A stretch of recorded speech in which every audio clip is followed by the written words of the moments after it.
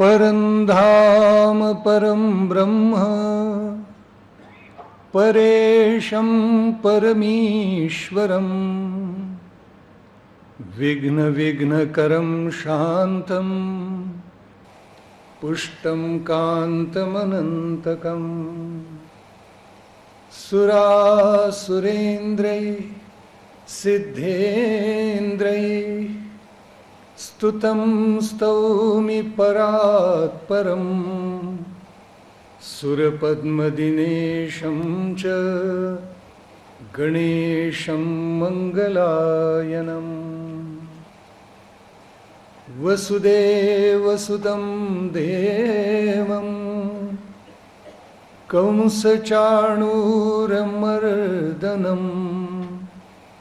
देवकी परमानन्दं कृष्णं वन्दे जगद्गुरुम्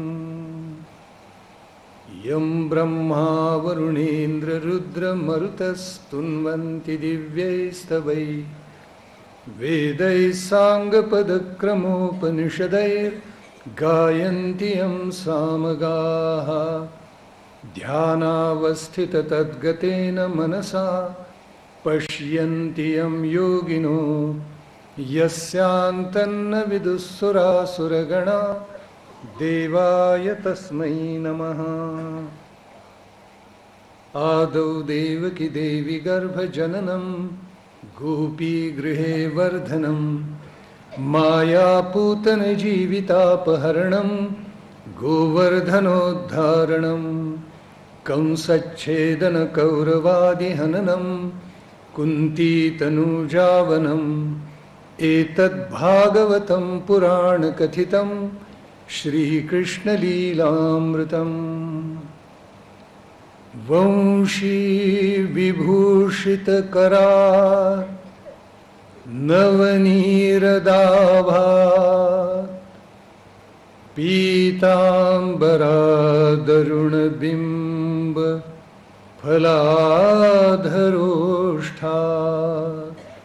पूर्णेन्दुसुन्दरमुखात् अरविन्दनेत्रात् कृष्णात् परं किमपि तत्त्वमहं न जाने। श्री कृष्ण गोविंद हरे मुरारे, हे नाथ नारायण वासुदेव, गोपेश गोपीश भवार्णवेस्मात् अनंत नारायण रक्ष रक्ष, अनंत नारायण रक्ष रक्ष। सच्चिदानंद रूपाय विश्वोत्पत्त्यादिहेतवे तापत्रय विनाशाय श्रीकृष्णाय वयं नुमः। योगेश्वर श्री कृष्ण महाराज की जय। प्रभु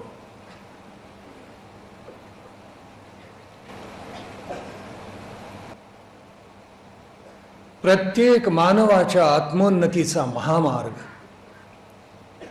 अत्यंत सुलभ करून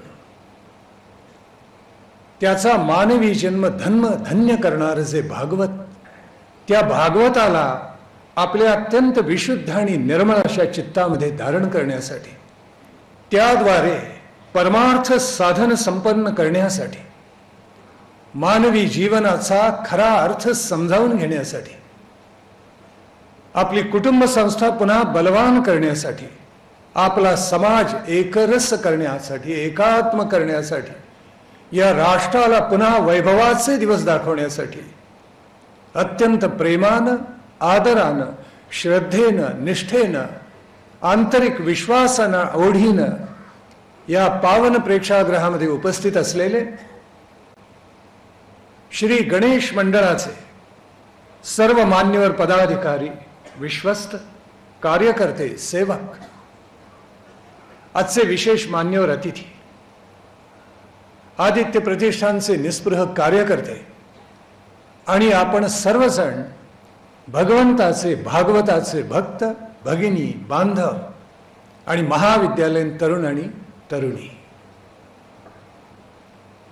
हिंदू धर्म संस्कृतीची जी प्रधान वैशिष्ट्ये आहेत त्याच्यामधलं एक अत्यंत प्रधान वैशिष्ट्य म्हणजे सगुणावतार. यदा यदा हि धर्मस्य ग्लानिर्भवति भारत अभ्युत्थानम धर्मस्य तदात्मानं सृजाम्यहम् परित्राणाय साधूनां विनाशाय च दुष्कृतां धर्म संस्थापनार्थाय संभवामि युगे युगे. भगवान श्रीकृष्णाची पूर्णावताराची भगवद्गीतेमधली प्रतिज्ञा आहे. सज्जनांचं परित्राण, दुष्टांचं हनन आणि या दोन्हीच्या माध्यमातून सद्धर्माची पुन्हा प्रतिष्ठापना, यासाठी मी प्रत्येक युगामध्ये अवतरत असतो.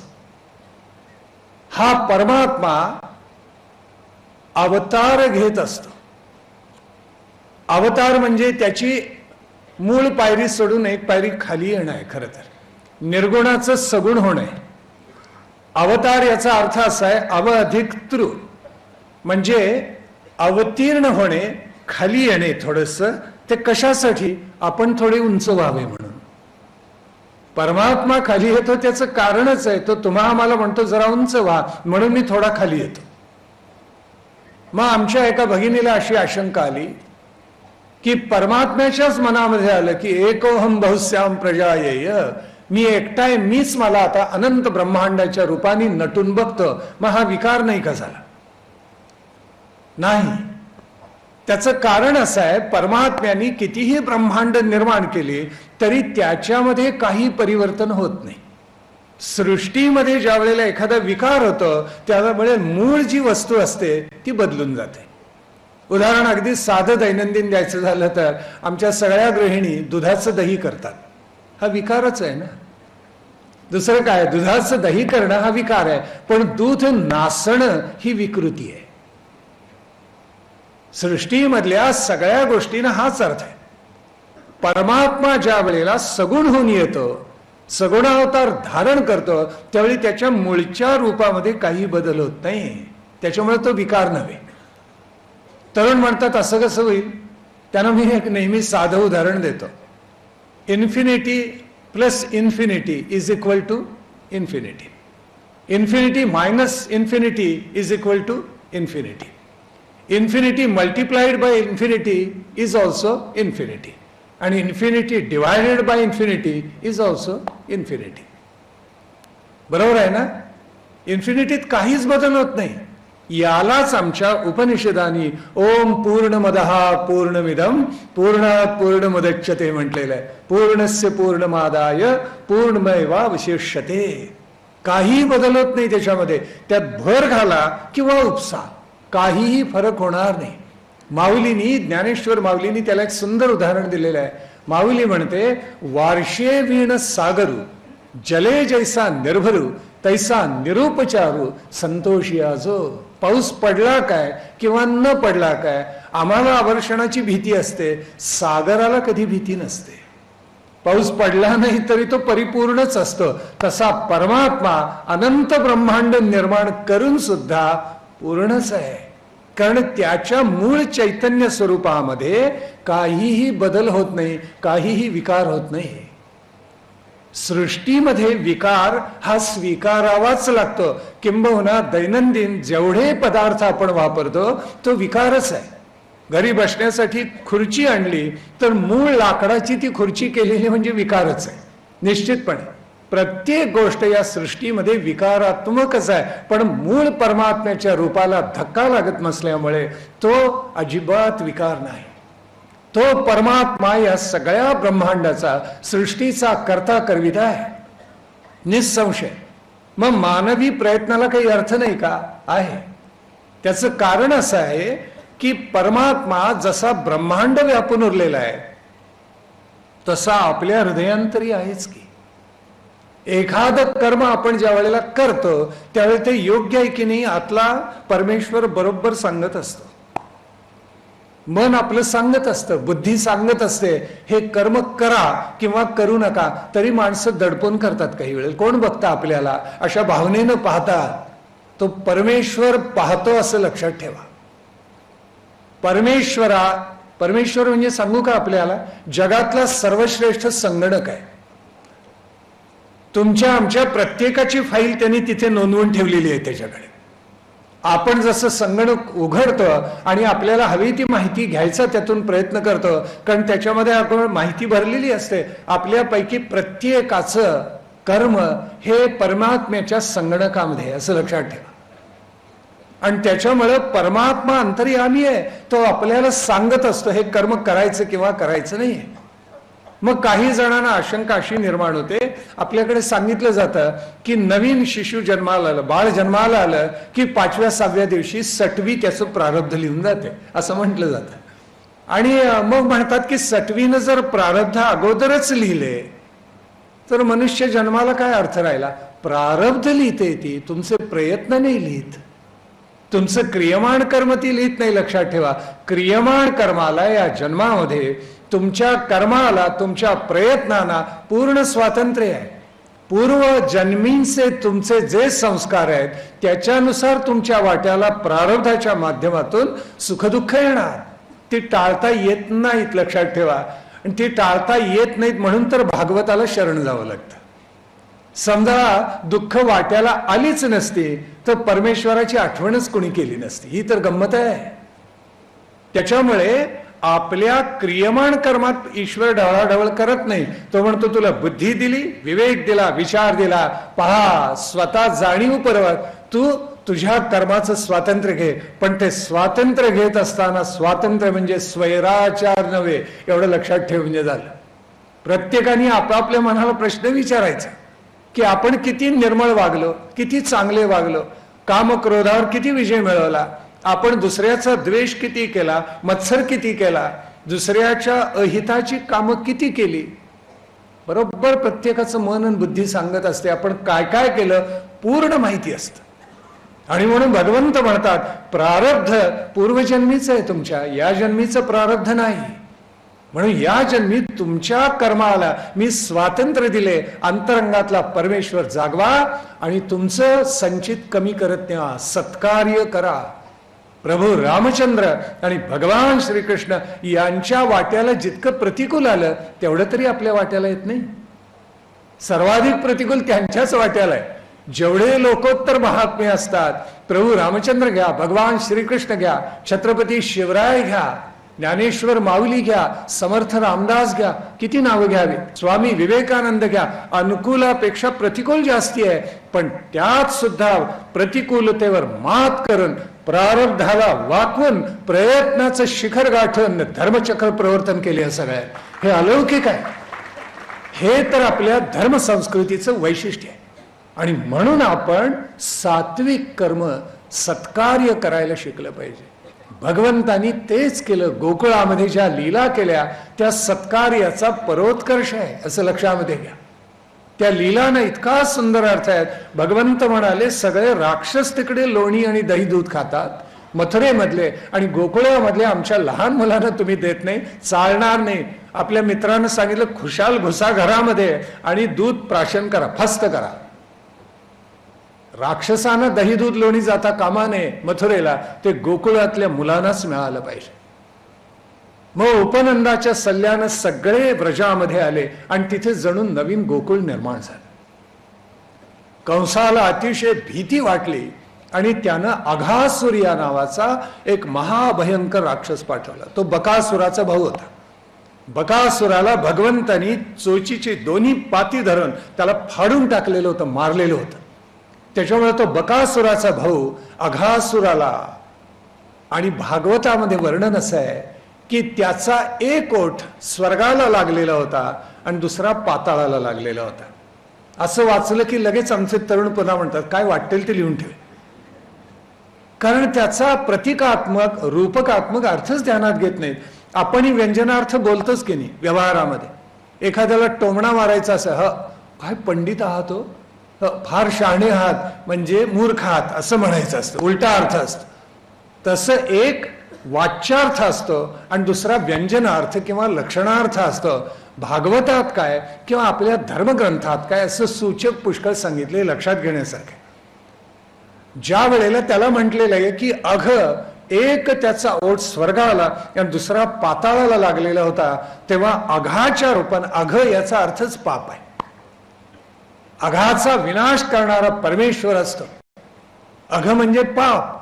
ते पाप त्याला आवरलं नाही तर ते असं सगळीकडे पसरतं. हे भागवत सांगू इच्छित तुम्हाला. स्वर्गापासून पाताळापर्यंत पसरेल, दिल्लीपासून गल्लीपर्यंत पसरेल, सावधान. आणि म्हणून अशा अघासुराला आम्हाला आवरावं लागतं. भगवंतांनी आवरले. ते पापाचं रूप काय, त्या अघासुराचा उद्धार केला, त्याचा वध केला आणि त्याची मुक्तता करून टाकली. पुढे ब्रह्मदेवाचं गर्वहरण केले, इंद्राचं गर्वहरण केलं, धेनुकासुराचा वध बलरामाने केला. या बालकांच्या लीला पाहून मन थक्कवून जातं. योग मायेवर ज्यांचं प्रभुत्व आहे, चैतन्यावर, ते असा चमत्कार करू शकतात. आणि एके दिवशी भगवान श्रीकृष्ण, बलराम आणि त्यांचे सगळे सवंगडी, फौजफाटा सगळेजण या यमुनेच्या डोहाजवळ छानपैकी खेळ खेळायला गेले. हा खेळ खेळत असताना त्यांचा चेंडू त्या यमुनेच्या डोहामध्ये जाऊन पडला. या वेळेला काही गायी त्या डोहाचं पाणी प्यायला गेलेल्या होत्या आणि ज्यांनी ते पाणी प्राशन केलं त्या गायी तिथेच मृत्युमुखी पडल्या. त्याचं कारण असं होतं की त्याच्यामध्ये कालीय या नावाचा महाभयंकर विषारी नाग राहत होता. कालीय असं म्हटलं बरं का, मी कालिया नाही म्हटले. भागवतात काली आहे आणि शोलेमध्ये काली आहे, बरं हा भेद आहे. काली असं नाव आहे, या नाही आहे, य. आपल्याकडे सगळं आकारांत करून टाकले. अनेक भगिनी अशा सांगतात, सकाळी काय योगा करते. अरे योगा करते, मला पहिल्यांदा काही योगा काय करतात. हा योग म्हणायचे त्यांना. तो योगा केव्हा झाला कळतच नाही. रामच्या ऐवजी रामा म्हणतात, भीमच्या ऐवजी भीमा म्हणतात, कृष्णच्या ऐवजी कृष्णा म्हणतात. कृष्णा म्हणजे द्रौपदी होतं हेही लक्षात येत नाही. तेव्हा संस्कृतोद्भव जेवढी नामं आहेत, संज्ञा आहेत, त्यांचे उच्चार तसेच करायला पाहिजेत. ते बदलण्याचा अधिकार आम्हाला नाही आहे. कालिय नागानी महाभयंकर विष पसरून तो डोह सगळा गढूळ करून टाकलेला होता. तर भगवान श्रीकृष्णाने आपला पितांबर कसला आणि त्या डोहाच्या काठावर एक कदंब वृक्ष होता. त्या कदंब वृक्षात सर सर सर भगवान श्रीकृष्ण चढून गेले. म्हणजे त्या काळच्या मुलांना शिक्षण काय दिलं जात असेल पहा. वृक्षावर सहज चढत असत पोर. राम, सीता, लक्ष्मण यांच्यासाठी 2 वेळेला लक्ष्मणाने सुंदरपैकी कुटी बांधून काढलेली आहे. म्हणजे राजपुत्रांना तेही शिक्षण होतं असा अर्थ आहे. अन्यथा तो अशी एखादी कुटी, पर्णकुटी बांधूच शकला नसता. म्हणजे किती प्रकारच्या विद्या, कला विद्यार्थ्यांना शिकवत असत, ध्यानात घेण्यासारखं. आणि मग भगवान श्रीकृष्ण त्या कदंब वृक्षावर चढले आणि तिथून शड्डू ठोकलाय, आव्हान दिले त्या कालियाला, आलोच मी पाहतो त्याला, आणि धडाडकन उडी मारली. आणि ही वार्ता सगळीकडे पसरली. व्याकुळ झालेले नंद यशोदा धावले, गोप गोपिका धावल्या, अनंत जन आले आणि सगळे टाळ फोडतायत, कन्हैया वर ये, कृष्णा वर ये. तो वर आला नाही आणि बलरामाने सांगितलं, चिंता करू नका, कृष्ण त्या कालियाचं दमन केल्याशिवाय राहणार नाही. आणि कृष्णाच्या सगळ्या देहाला त्या कालियाने वेढा घातला, आवळून. त्या कृष्णाने आपलं शरीर फुगवलं असं वर्णन आहे. तो इतका बलाढ्य आहे, इतका बलवान आहे. आणि त्याचं वय काय होतं त्यावेळेस, सप्त हायनो बालकहा असं भागवतात वर्णन आहे. 7 वर्ष पूर्ण झालेली होती, 8वं वर्ष लागलेलं होतं. आणि अंग फुगवलं त्यांनी आणि मुक्तता करून घेतली. आणि मग तो त्याच्या 5 फड्यांवर नाचलाय, ठेचून काढले एक एक तोंड त्या कालिय नागाचं. इतकं त्याचं दमन केलं की शेवटी तो शरण आला. त्याच्या पत्नी धावल्या आणि त्यांनी प्रार्थना केली, भगवान आमच्या सौभाग्याचं रक्षण करा, आमच्या पतीला मारू नका. पुन्हा तरुण म्हणतात, 5 फड्यांचा नाग कधी असतो का? काय वाटेल ते पुराण लिहून ठेवतात. उदाहरण सांगतो आपल्याला. लोकमान्य टिळक ज्यांना सद्गुरू मानत असत ते महर्षी अण्णासाहेब पटवर्धन पुण्यामध्ये राहत. त्यांनी स्वतः आपल्या डोळ्यांनी 3 तोंडांचा नाग पाहिलेला होता, 3 मुख असलेला. 4-6 महिन्याखाली टाइम्स ऑफ इंडियाच्या पहिल्या पृष्ठावर एक छायाचित्र छापलेलं होतं.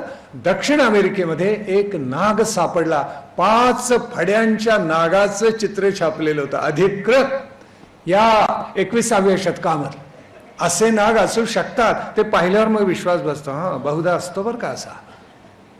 मग आत्ता असतात आणि त्यावेळेला काही नव्हते का?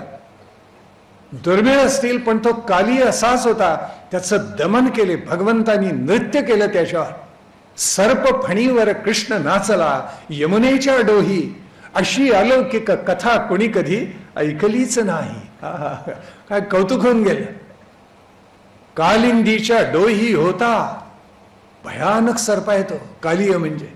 त्याच्या विषयी भयद वदंता जनी होत्या रूढ, कालिय नामा नाग सकुल त्या जलाशयी राही, अशी अलौकिक कथा कोणी कधी ऐकलीच नाही. आपल्या लक्षात आलं का? वृंदावनामध्ये, मथुरेमध्ये, गोकुळामध्ये, गोवर्धन परिसरामध्ये भगवंतांनी सगळ्या राक्षसांना मारले, फक्त कालियला मारलं नाही. त्याचं दमन केलं आणि डोहातून त्याला उचकून बाहेर काढलं. आपल्या प्रत्येकाचं अंतःकरण म्हणजे डोहच आहे. त्या डोहामध्ये काय काय विचार येईल आणि कुठला कालियनाग त्याच्यामध्ये घुसेल, कामरूप, क्रोधरूप, मत्सरूप, द्वेषरूप, लोभरूप, मोहरूप, मदरूप, काही सांगता येत नाही. असे अनंत नाग कालिय स्वरूप आपल्या अंतःकरणामध्ये असतात. परमात्म्याचं जागरण आपल्या अंतःकरणामध्ये करून अशा कालिय नागाचं दमन करायला आपण शिकायचं असतं. हेच भगवंतानी जणू काही या कथेमधून सांगितलेलं आहे. आणि कृष्ण म्हणजे त्या सगळ्या गोपगोपिकांना जीव की प्राण होऊन गेला. या भगवंतानी अशा अनंत लीला केल्या आहेत की व्रजामध्ये एकदा लागलेली आग होती, तर त्यांनी दावानल प्राशन केला, अग्नी गिळलेला आहे त्यांनी. हे होऊ शकेल त्याचं कारण असं की पृथ्वी, आप, तेज, वायू, आकाश हे त्यांनीच निर्माण केलेलं आहे आणि त्याच्यामध्येच मिसळणार आहे. तेव्हा त्याला अग्नी पिणं काहीच अशक्य नाही आहे. सगळी पंचमहाभूत त्या परमात्म्यामधूनच निर्माण झालेली आहे. दावानल त्यांनी प्राशन केला असं वर्णन आहे. बलरामानी पुढे प्रलंबासुराचा वध केला आणि मग मार्गशीर्ष महिना आला. त्यावेळेला कृष्णाला राज्याभिषेक त्यांच्या मुलांनी केला, सगळ्या त्याच्या मित्रांनी. पण तत्पूर्वी एक गोष्ट घडली. त्या व्रजामधल्या, गोकुळामधल्या ज्या गोपिका होत्या त्यांनी एक व्रत केलं आणि ते व्रत कुमारिकांनी करायचं असतं. त्या व्रताला कात्यायनी व्रत असं म्हणतात. आज सुद्धा गुलाबराव महाराजांच्या परंपरेमध्ये या कात्यायनी व्रताचा मोठा उत्सव मार्गशीर्ष महिन्यामध्ये असतो. नागपूरकडे किंवा विदर्भाकडे जर आपण गेला वऱ्हाडामध्ये, मोठा उत्सव संपन्न होतो, आज सुद्धा होतो. कात्यायनी व्रतामध्ये पहाटेच्या वेळेला त्या जलाशयामध्ये उभं राहायचं आणि प्रार्थना करायची की परमात्म्यासारखा अत्यंत शक्तिशाली, पराक्रमी, शौर्यशाली, सद्गुण संपन्न, जीवनमूल्य धारण करणारा पती आपल्याला मिळावा म्हणून कुमारिका ते व्रत करत असतात. या सगळ्या गोपिका व्रत करत असताना त्यांची वस्त्र भगवंतानी नेली. आपल्याला माहिती आहे, कथा तर सगळ्यांनाच माहिती आहे. काठावर ठेवलेली वस्त्र सगळी घेतली आणि तो कदंब वृक्षावर जाऊन बसला. गोपिका थरथर कापतायत. एक तर मार्गशीर्ष महिना, इंदूर सारखी थंडी, भयंकर थंडी पसरलेली, आणि त्या अतिशय थंडगार पाण्यामध्ये सगळ्या त्या गोपिका उभ्या होत्या आणि त्या भगवंताला आळवणी करून म्हणतायत, परत दे वस्त्रे गोपाळा. आणि पुढे त्या काय म्हणतायत, नीर नेसलो. नीर म्हणजे जल. आम्ही काय नेसले? पाणीच नेसलो होतं. नीर नेसलो नभ पांघरलो आम्ही व्रजबाला, परत दे वस्त्रे गोपाळा. भर मार्ग शीर्ष हा हिव दाटले अति, जलविची शरीरा जलापरी झोंबती. काय करतोयस कृष्णा? काचेचे तुकडे अंगाला लागावेत असं हे थंडगार पाणी आहे. कृष्णा आमची वस्त्र परत दे. भगवंत म्हणाले, कात्यायनी व्रत करता आणि धर्मशास्त्राचं वचन विसरला. धर्मशास्त्राचं वचन असं आहे, न नग्न स्नायेत. अंगावर काही ना काहीतरी वस्त्र पाहिजे, असं मानवाने स्नान करावं, असं धर्मशास्त्राचं वचन आहे. गोपिकांनो, तुम्ही ते विसरलात म्हणून मी चीरहरण केलेलं आहे. मी वस्त्र परत देणार नाही. खूप आळवणी केली, शेवटी त्या म्हणतायत, नेलीस चिरगुटे व्यर्थच तू मोहना. तू आमच्या मनानच घेऊन गेलायस केव्हास, आता वस्त्र घेतलीत तर काय फरक पडणार आहे. भगवंता, आमची मनं आम्ही तुम्हाला केव्हाच देऊन टाकलेली आहेत. या चीरहरणाचं सुंदर रूपक आहे. काय रूपक सांगू आपल्याला. चीर म्हणजे अविद्या, चीर म्हणजे वस्त्र. ते वस्त्र कशाचं आहे तर अज्ञानाचं, अविद्येचं आहे. जोपर्यंत ते वस्त्र अविद्येचं बाजूला होत नाही तोपर्यंत जीवात्मा आणि परमात्मा यांचं मिलन होत नाही. म्हणून ते चीर बाजूला करावं लागतं. भगवंतानी ते वस्त्र बाजूला केलं आणि मग गोपिका आणि परमात्मा जणू एकरूप होऊन गेल्या. इथे शरीराची लालसा नाही, शारीरिक ओढ नाहीये, मनामध्ये इच्छा, कामना, वासना त्या काहीही नाहीये. नारदानी भक्तिसूत्र लिहिलेत, इतकी अप्रतिम लिहिली. भक्ती कशी करावी परमात्म्याची त्यांनी लिहिलेलं आहे. भक्तिम व्याख्यासा. पहिल्यांदा भक्तीची मी व्याख्या करतो म्हणाल. काय व्याख्या केली. सात्वस्मिन परमप्रेम रूपा. भक्ती कशी आहे. परमप्रेम रूप आहे. अमृत स्वरूपाच यल्लध्वा पुमान सिद्धो भवती तृप्तो भवती अमृतो भवती न किंचित वांछती न द्वेष्टी न रमते. अशी त्याची अवस्था होऊन जाते. अमृतमय होऊन जातो, प्रेममय होऊन जातो. त्याला कोणाचा द्वेष वाटत नाही, त्याच्या मनामध्ये काही इच्छा राहत नाही. पुढे एका भक्तिसूत्रामध्ये नारदानी म्हटले, भक्ती कशी करावी. यथा व्रज गोपिकानाम. व्रजामधल्या ज्या गोपिका आहेत त्याच्याप्रमाणे भक्ती करावी. का बरं. आपल्याकडे एक साधं सूत्र सांगितले. काय. शरीरात पित्त पाहिजे, प्रपंचात वित्त पाहिजे आणि परमार्थात चित्त पाहिजे. सुंदर सूत्र सांगून टाकले. बस सगळ्या जीवनाचं रहस्यच उलगडलं. शरीरात आवश्यक तेवढं पित्त असलं तर प्रकृती चांगली राहते, संतुलन. जास्ती झालं तर वमन होतं.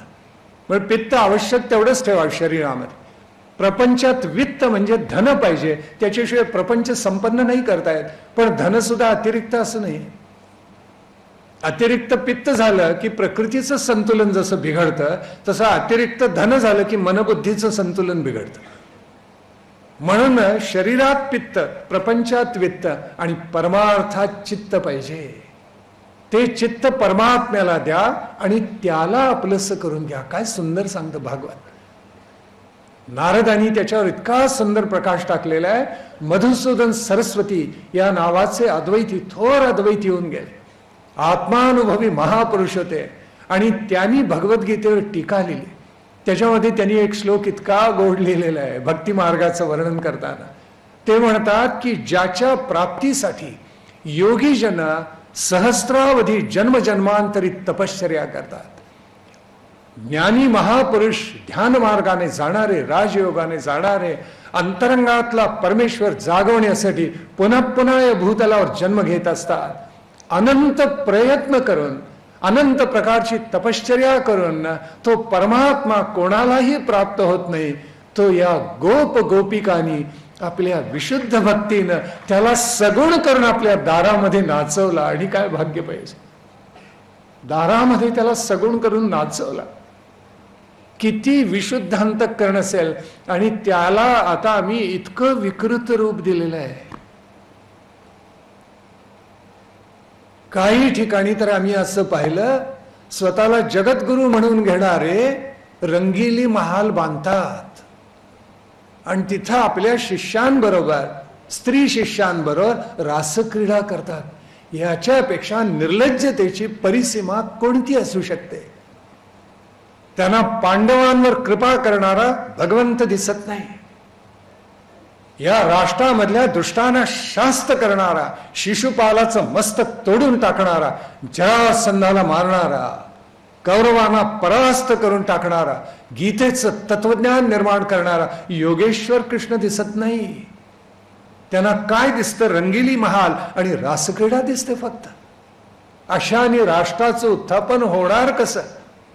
भगवत कथेमध्ये आणि भागवत सांगताना आमच्याकडे एकच सांगितलं जातं, काय? महारास, दुसरं काही नाही. भगवंतांनी रासक्रीडा केली. मी आपल्याला सांगितलं, भागवतामध्ये राधा हे नाव सुद्धा आलेलं नाही, चुकून उल्लेख नाहीये. महाभारतामध्ये म्हणजे जिथे कृष्ण कथा प्राधान्य आलेली आहे त्याच्यामध्ये राधा हे नाव सुद्धा नाही. भागवतात नाही, महाभारतात नाही, हरिवंशामध्ये नाही, गर्ग संहितेमध्ये कुठेही नाही आहे. मग ही राधा आली कुठून? राधे कृष्ण करत बसतात. जिथे भागवत कथा चालते ना, आठवडाभर राधे कृष्ण, राधे राधे. आम्ही गोकुळ वृंदावन मथुरेत गेलो, तिथे कर्ण पिशाच्यावर आपण काय म्हणतो? नमस्कार. ते काय म्हणतात? राधे राधे. आमचा जो मार्गदर्शक होता त्याला म्हटली, राधा कुठे आहे दाखव.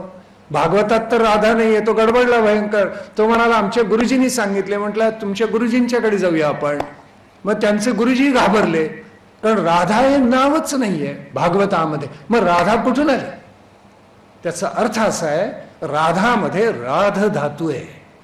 राध म्हणजे चित्ताला आनंद देणारी वृत्ती. आपल्या मनाच्या अनंत चित्तवृत्ती होत असतात, त्यातली सात्विकतेची पराकाष्ठा जिनं साधली ती वृत्ती म्हणजेच राधा. आपल्या मनाला असा ब्रह्मानंद केव्हा तरी मिळत असतो. हा ब्रह्मानंद देणारी आपल्या चित्ताची पराकोटीची सात्विक वृत्ती म्हणजे राधा. एवढंच लक्षात ठेवा. भागवतात कुठेही राधा नाही.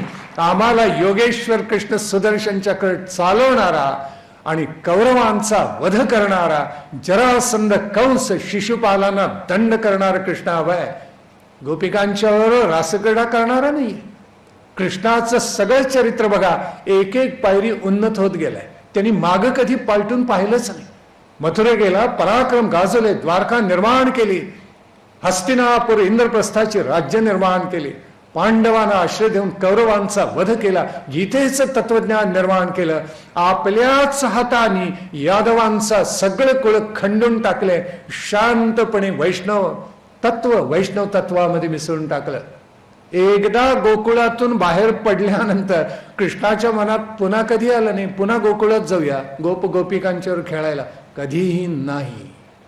एकदाही, फक्त एकदा भेट झाली त्यांची. नंतर गोपिकांच्या बरोबर पुन्हा कृष्ण कधी माघारी गोकुळामध्ये गेलेला नाही.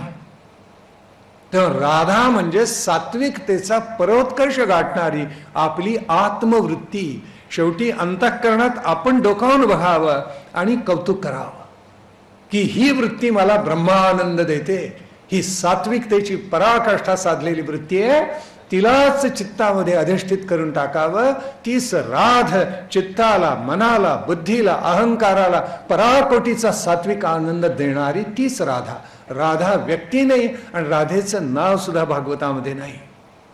भगवंतानी अनंत राक्षसांचा वध केला, शंखचूडाला मारले, अरिष्टासुराचा वध केलं, केशीचं हनन करून टाकलं आणि कंस इतका पराकोटीचा घाबरला. मला वाटतं अनेकांना धक्काच बसला असेल. राधा नाही म्हणजे काय? अनेकांची मनातून निराशाही झाली असेल, काही सांगता येत नाही. पण आता जो इतिहास आहे तोच प्रामाणिकपणे प्रवचनकारांनी व्यासपीठावर बसले. हे व्यासांचं पीठ आहे. व्यासोच्छिष्टम जगत सर्वम अशी म्हण आहे. सगळे जग म्हणजे व्यासांचं उच्छिष्ट आहे. याचा अर्थ असा की व्यासानी जो विचार दिला त्याच्या पलीकडे या जगात काही नाही. इतकं त्यांनी चतुर्विध पुरुषार्थाचं संपूर्ण निरूपण केलेलं आहे. त्या व्यासानी कुठेही राधेचा उल्लेख केलेला नाही, लक्षात ठेवा. धक्का बसला असेल तरी सत्य पचवायला शिका. तेच त्यालाच म्हणतात हलाहल पचवणं, बरं का.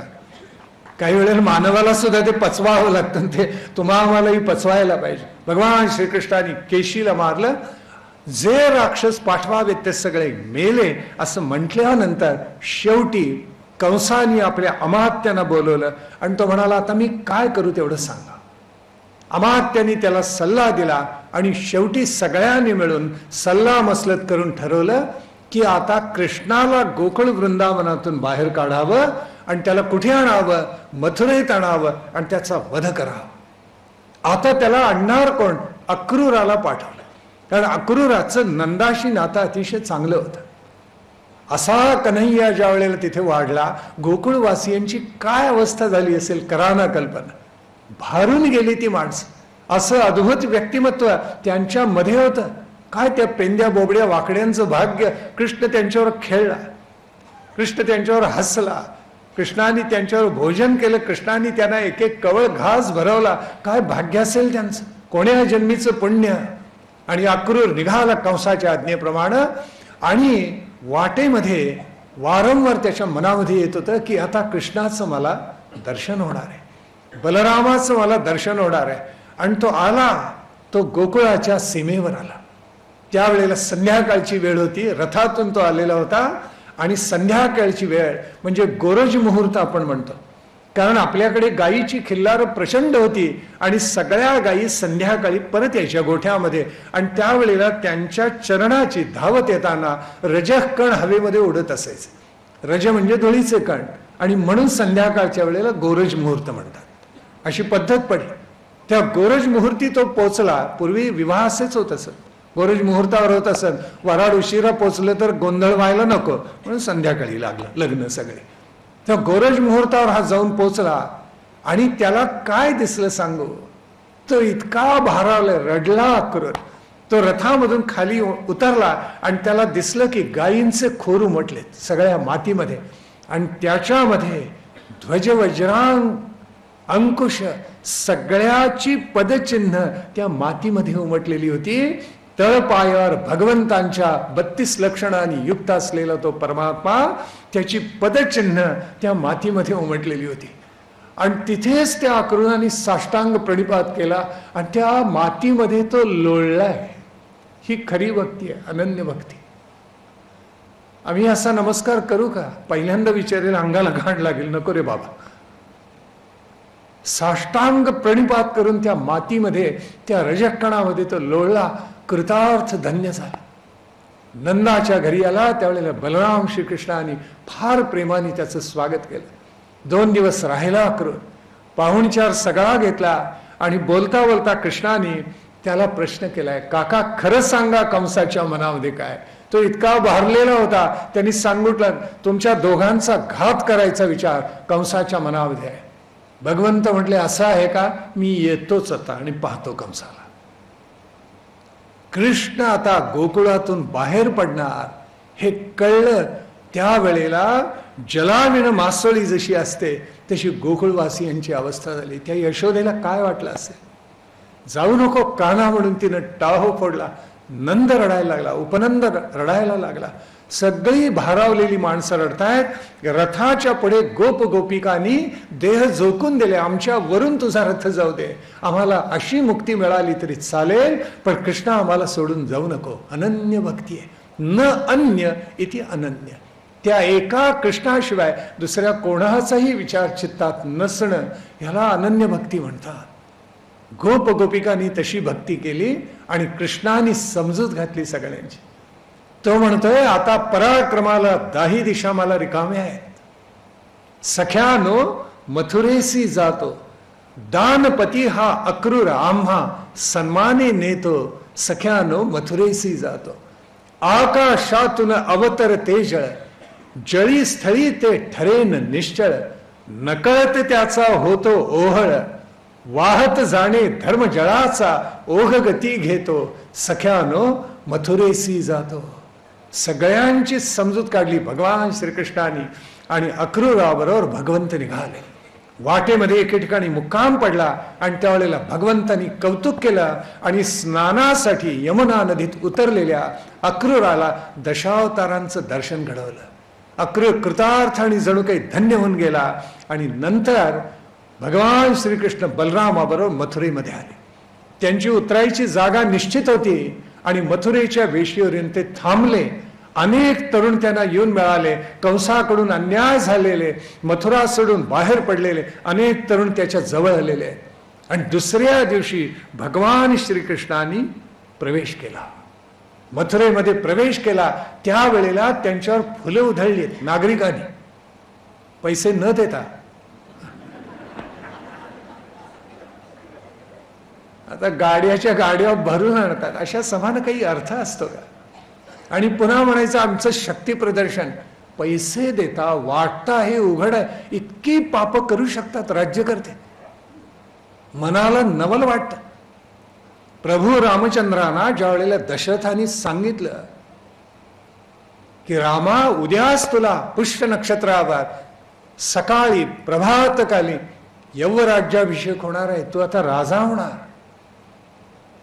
कौसल्येला ज्यावेळेला राम भेटायला आला त्यांनी एक वाक्य उच्चारले. काय म्हणजे त्या रामाची उंची सगळ्या रामायणाचीच उंची अशी थोर आहे. राम आपल्या आईला म्हणाला, आई तातानी माझी नियुक्ती प्रजेच्या कल्याणासाठी केलेली आहे. काय वाक्य आहे रामाचं. प्रजानुरंजनासाठी, या प्रजेच्या कल्याणासाठी माझ्या वडिलांनी माझी नियुक्ती केली आहे.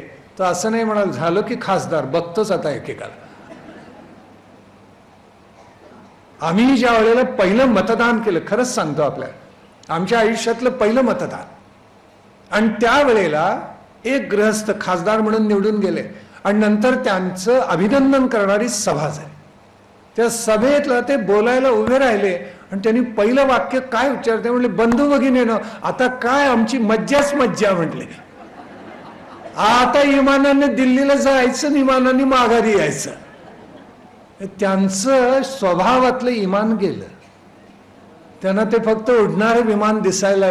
असे लोकप्रतिनिधी असतील काय करतील. भगवंतांच्या वर उत्स्फूर्तपणे सगळ्या मथुराधी लोकांनी पुष्पवृष्टी केली बलराम श्रीकृष्णांच्या. बलराम श्रीकृष्णांना अतिशय आनंद झाला आणि हे ज्या वेळेला मथुरेमध्ये प्रवेश केला त्यावेळेला कंसाची वस्त्र घेऊन येणारा धुणारा जो धोबी होता, रजक होता, तो समोरून येताना दिसला. त्यावेळी भगवान श्रीकृष्ण हसले आणि त्या रजकाला म्हणतायत ती राजवस्त्र आम्हाला दे. अर्थ लक्षात आला का? त्यांनी राजसत्तेला थेट आव्हानच दिलं. कंसाची वस्त्र आम्हाला दे, त्या राजाची वस्त्र आम्हाला दे. तो रजक नाही म्हणाला, त्यावेळेला वध केलाय त्याचा. राजवस्त्र हिसकावून घेतली आणि कंसाला आव्हान दिलं जणू काही. आणि त्याच वेळेला कंसाचा एक माळी होता, त्याचं नाव सुदामा. त्यांनी या दोघांना पाहिलं तो इतका भारावून गेला. त्यांनी बरोबर ज्या उत्कृष्ट माला करून आणलेल्या होत्या त्या सगळ्या या दोघांच्या गळ्यामध्ये घातल्या आणि भगवंतांनी त्याला शुभाशीर्वाद देऊन वर देऊन कृतार्थ करून टाकलं. माळी समाजाचा तो आद्य पुरुष सुदामा, माळी. भगवंत तसेच पुढे निघाले आणि समोरून कुब्जा आली. किती किती भगवंतांच्या चरित्रामध्ये अलौकिक घडलेलं आहे. तिच्या पाठीला कुबड होतं, 3 ठिकाणी वाकलेली होती आणि कुब्जा आली. तिला कंसानी एकच काम दिलेलं होतं, चंदन उगाळायचं. कंसाच्या देहाला लावणे, आपण पूजेला उगाळतो, कंस आपल्या देहाला लावण्यासाठी चंदन कुब्जेकडून उगाळून घेत असत. आता जे नियमित पूजा करतात त्यांच्या लक्षात असेल की सहाणेवर ते खोड तुम्ही जितकं सावकाश उगाळाल तितकं चंदन अतिशय बारीक आणि सुंदर येत. काही जणांना वेळ नसतं, घसघस घासतात, कसं मिळेल तसं एकदा देवाला लावायचं आणि नोकरीला जायचं. पण जितकं तुम्ही सावकाश वेळ देऊन, शहरात धावपळ होते हे खरंच आहे, पण अर्धा तास अगोदर उठा ना, बाकी सगळ्याला वेळ असतो की. जितकं सावकाश उगाळाल तितकं ते चंदन बारीक निघतं.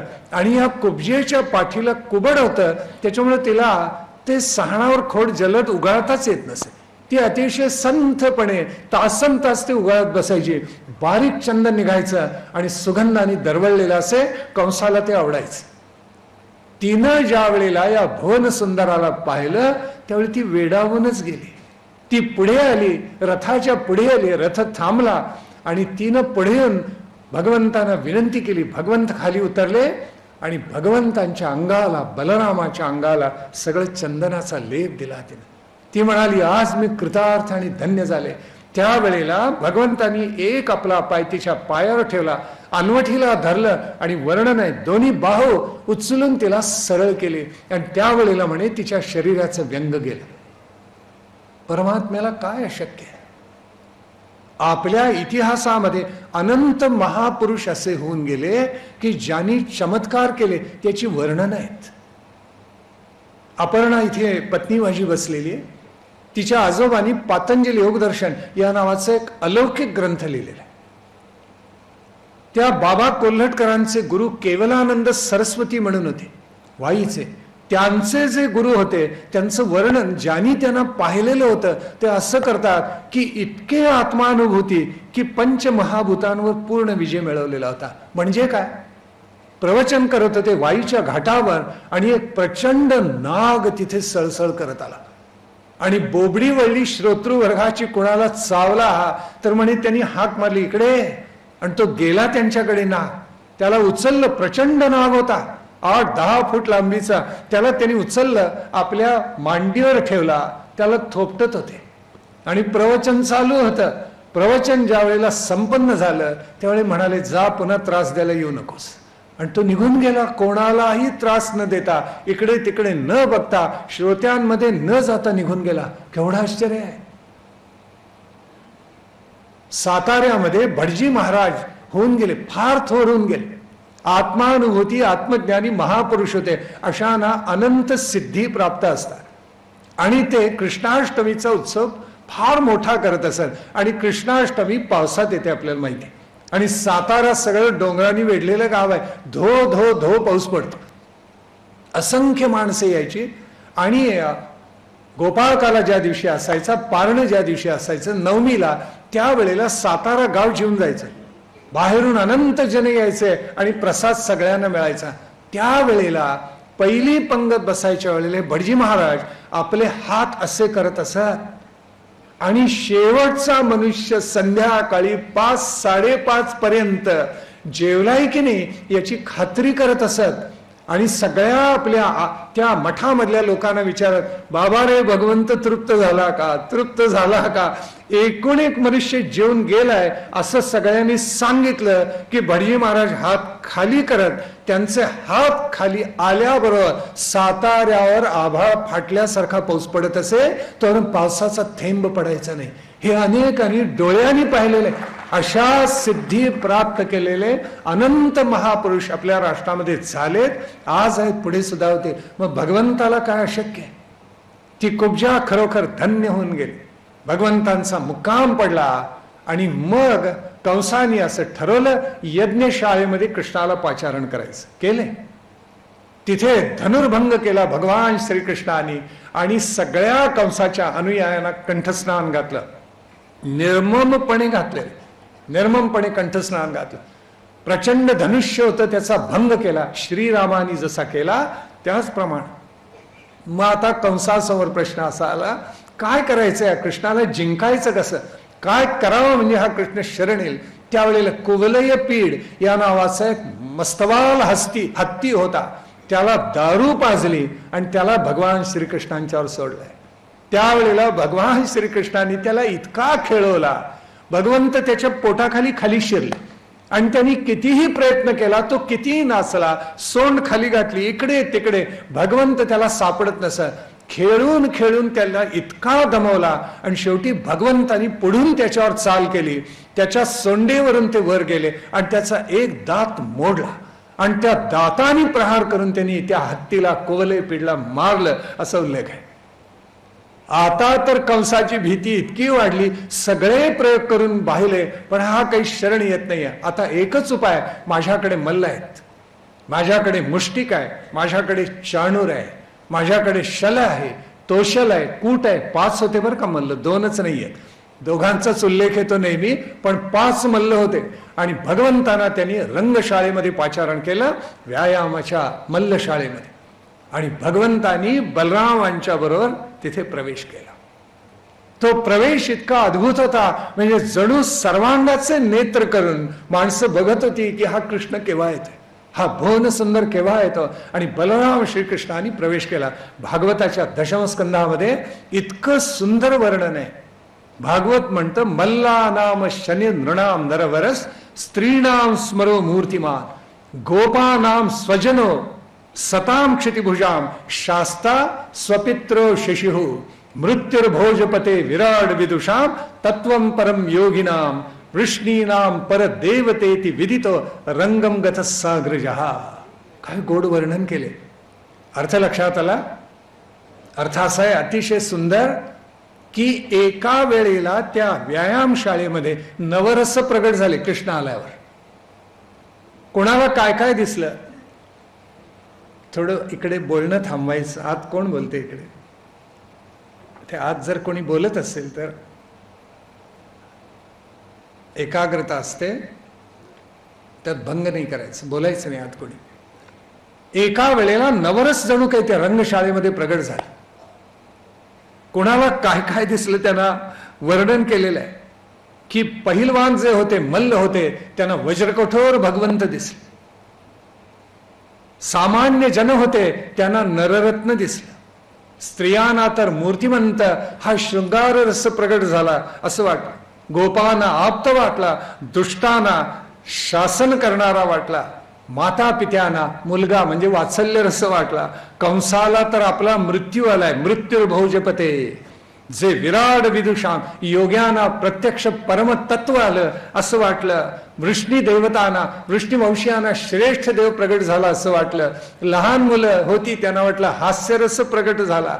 सर्वांना एका भगवान श्रीकृष्णामध्ये ओळीनं रौद्र, अद्भुत, शृंगार, हास्य, वीर, वात्सल्य, भयानक, बीभत्स, शांत आणि भक्ती, खर तर दशरसांचं प्रत्यक्ष दर्शन होऊन गेले. कंसाच्या आज्ञेनं मल्लयुद्धाला प्रारंभ झाला आणि भगवान श्रीकृष्णाने शाणूराला मारले. वसुदेव वसुदम देवम कंस चाणूरमर्दनम. चाणूराला मारलं आणि त्या बलरामाने आपल्या एवढी प्रचंड शक्ती होती की त्यांनी त्या मुष्टिकाच्या मस्तकावर प्रहार केला, ठार केले त्याला. शलतोषलाला मारलं. कसं मारले माहिती आहे का? अंगावर काटा येतो वर्णन वाचून. शलाचं मस्तक या भगवान श्रीकृष्णांनी देहापासून हाताने तोडून वेगळं केलं असं आहे. भगवंत असे त्या गोपींच्या मागे धावत असते आणि असे स्त्रैण असते, अशी शक्ती राहिली असती भगवंतांच्या ठाई? काय सांगतात. त्या शलाचं मस्तक हातात पकडून त्यांनी तोडून काढलेलं आहे आणि तोषलाला फाडलाय. कसा फाडला म्हणून सांगू, वर्णन आहे. जरासंधाला भीमानी जसा फाडला तसा त्याला फाडून त्याचे 2 तुकडे करून फेकले असं वर्णन आहे. काय बाहुबल असेल या भगवंताच्या ठाय. आणि त्या कुटाचा वध बलरामानी केला आणि त्यावेळेला भेदरलेला कंस वाटेल ते बोलायला लागला. त्याच्यावर गरुड जसा नागावर झेप घेतो तशी भगवंतानी झेप घेतली आणि आपल्या बाहुबलाने त्याचा वध करून टाकला. मारले कंसाला. कंसाची जी भावंड आली त्या सगळ्यांचा वध बलराम श्रीकृष्णाने केला आणि वसुदेव देवकीची मुक्तता केली. कंस असा पापात्मा होता, वडिलांनाच तुरुंगात टाकलं. उग्रसेनाला त्यांचीही मुक्तता केली आणि त्या सगळ्या मथुरेमध्ये जणू ब्रह्मानंदाचा महापूर आला. वसुदेव देवकी ज्या वेळेला दोन्ही बाळांना भेटले त्यावेळेला काय वाटलं असेल. कृष्णाने चरण पकडले वसुदेव देवकीचे, आपल्या माता पित्यांचे, आणि गहिवरलेल्या स्वरात तो म्हणतो की आता तरी मला आपल्या सेवेची संधी मिळेल. पुढे त्यांनी एक वाक्य उच्चारलेलं आहे. तो म्हणतो मात तात 100 वर्ष जरी मी आपली सेवा केली तरी माझ्यावरचं आपलं ऋण फिटणार नाही. सगळ्या तरुणांनी खरंच लक्षात ठेवावं. आई वडिलांची सेवा करायला मिळाली ते पुण्य आहे, भाग्य असं समजावं. त्यांना वृद्धाश्रमात पाठवू नये कधी. कुटुंब संस्था मेरुदंड आहे आपल्या धर्म संस्कृतीचं, त्याला जपा. भगवान श्रीकृष्णांचं वचन आहे. प्रचंड विजय मिळाला आणि त्यानंतर गर्गाचार्यांनी या दोन्ही मुलांची मुंज केली. भगवान श्रीकृष्णांनी कौतुक असं केलं की जे त्या परंपरेमधले ज्ञाते अमात्य मंत्री कंसाच्या भीतीनं पळून गेलेले होते त्यांना माघारी बोलवलं. उग्रसेनाला पुन्हा गादीवर बसवलं राजसिंहासनावर आणि त्या अमात्यांची नियुक्ती केली आणि मथुरेचं कुळ धन्य होऊन गेलं. दोघांचा उपनयन संस्कार झाला. उपनयन संस्कार अतिशय महत्वाचा आहे 16 संस्कारामध्ये, कारण त्याला विद्याव्रती व्हायचं असतं. आणि म्हणून आपल्याकडे सगळेजण त्या बालकाला भरवतात. सगळेजण एक एक घास देतात. मातृभोजन असतं पहा, काय गोड संस्कार आहे त्यावेळेचा. आई भरवते, आजी भरवते, पणजी असेल तर काय भाग्य सांगायचं. तिने दिलेला एक घास म्हणजे काय, ते कशा कुठल्या तराजूत तोलणार? तर मामी असते, काकू असते, आत्या असते, सगळेजण एक एक घास भरवतात.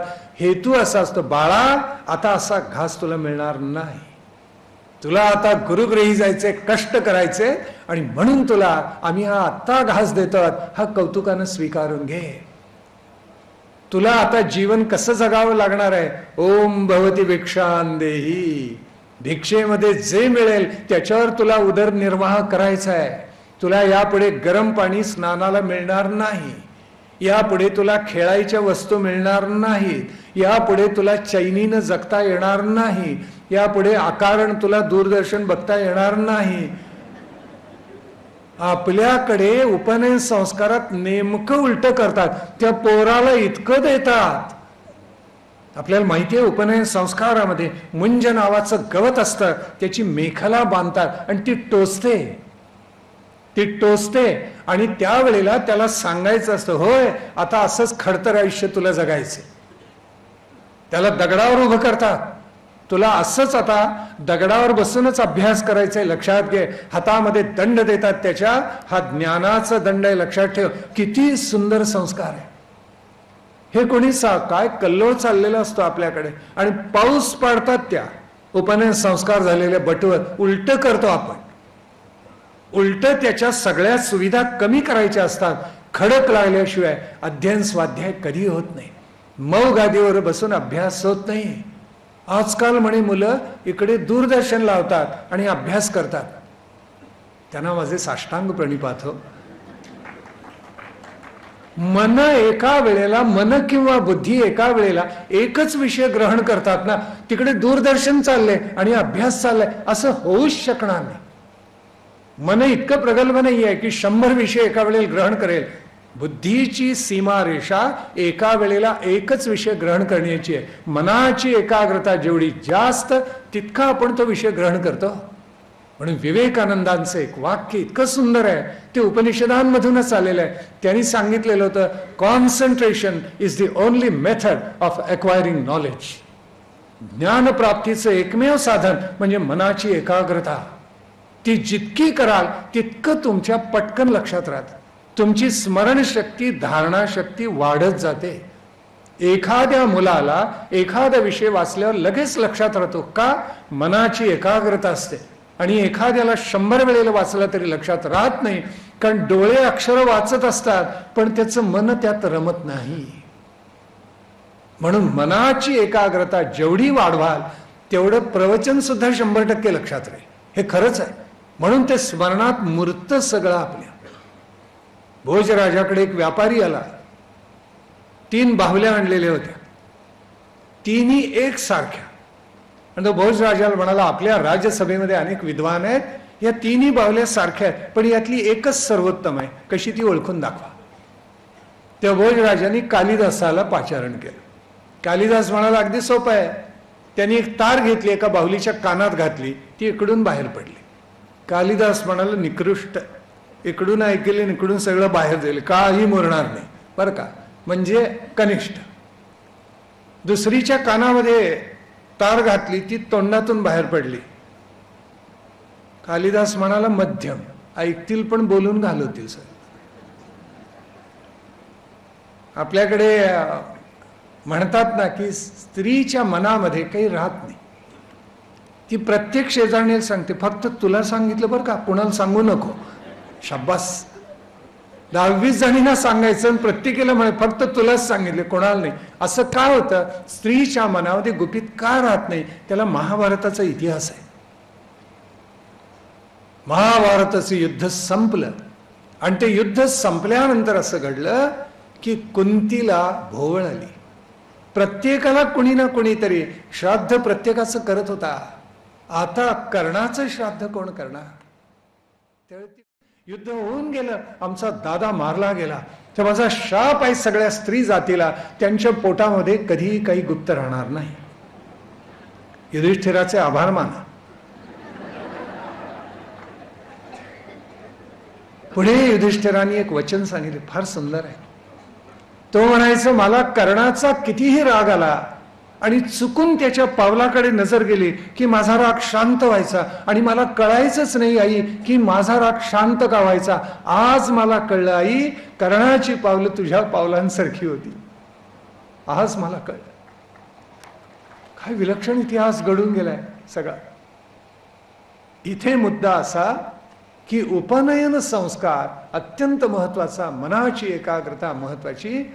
कालिदास म्हणाला ही दुसरी बाहुली ऐकेल तोंडाने बोलून घालवेल, आणि तिसरी अशी आहे की कानात तार घातल्यावर पोटात गेली. कालिदास म्हणाला सर्वोत्तम, जे ऐकेल ते साठवेल, जपून ठेवेल.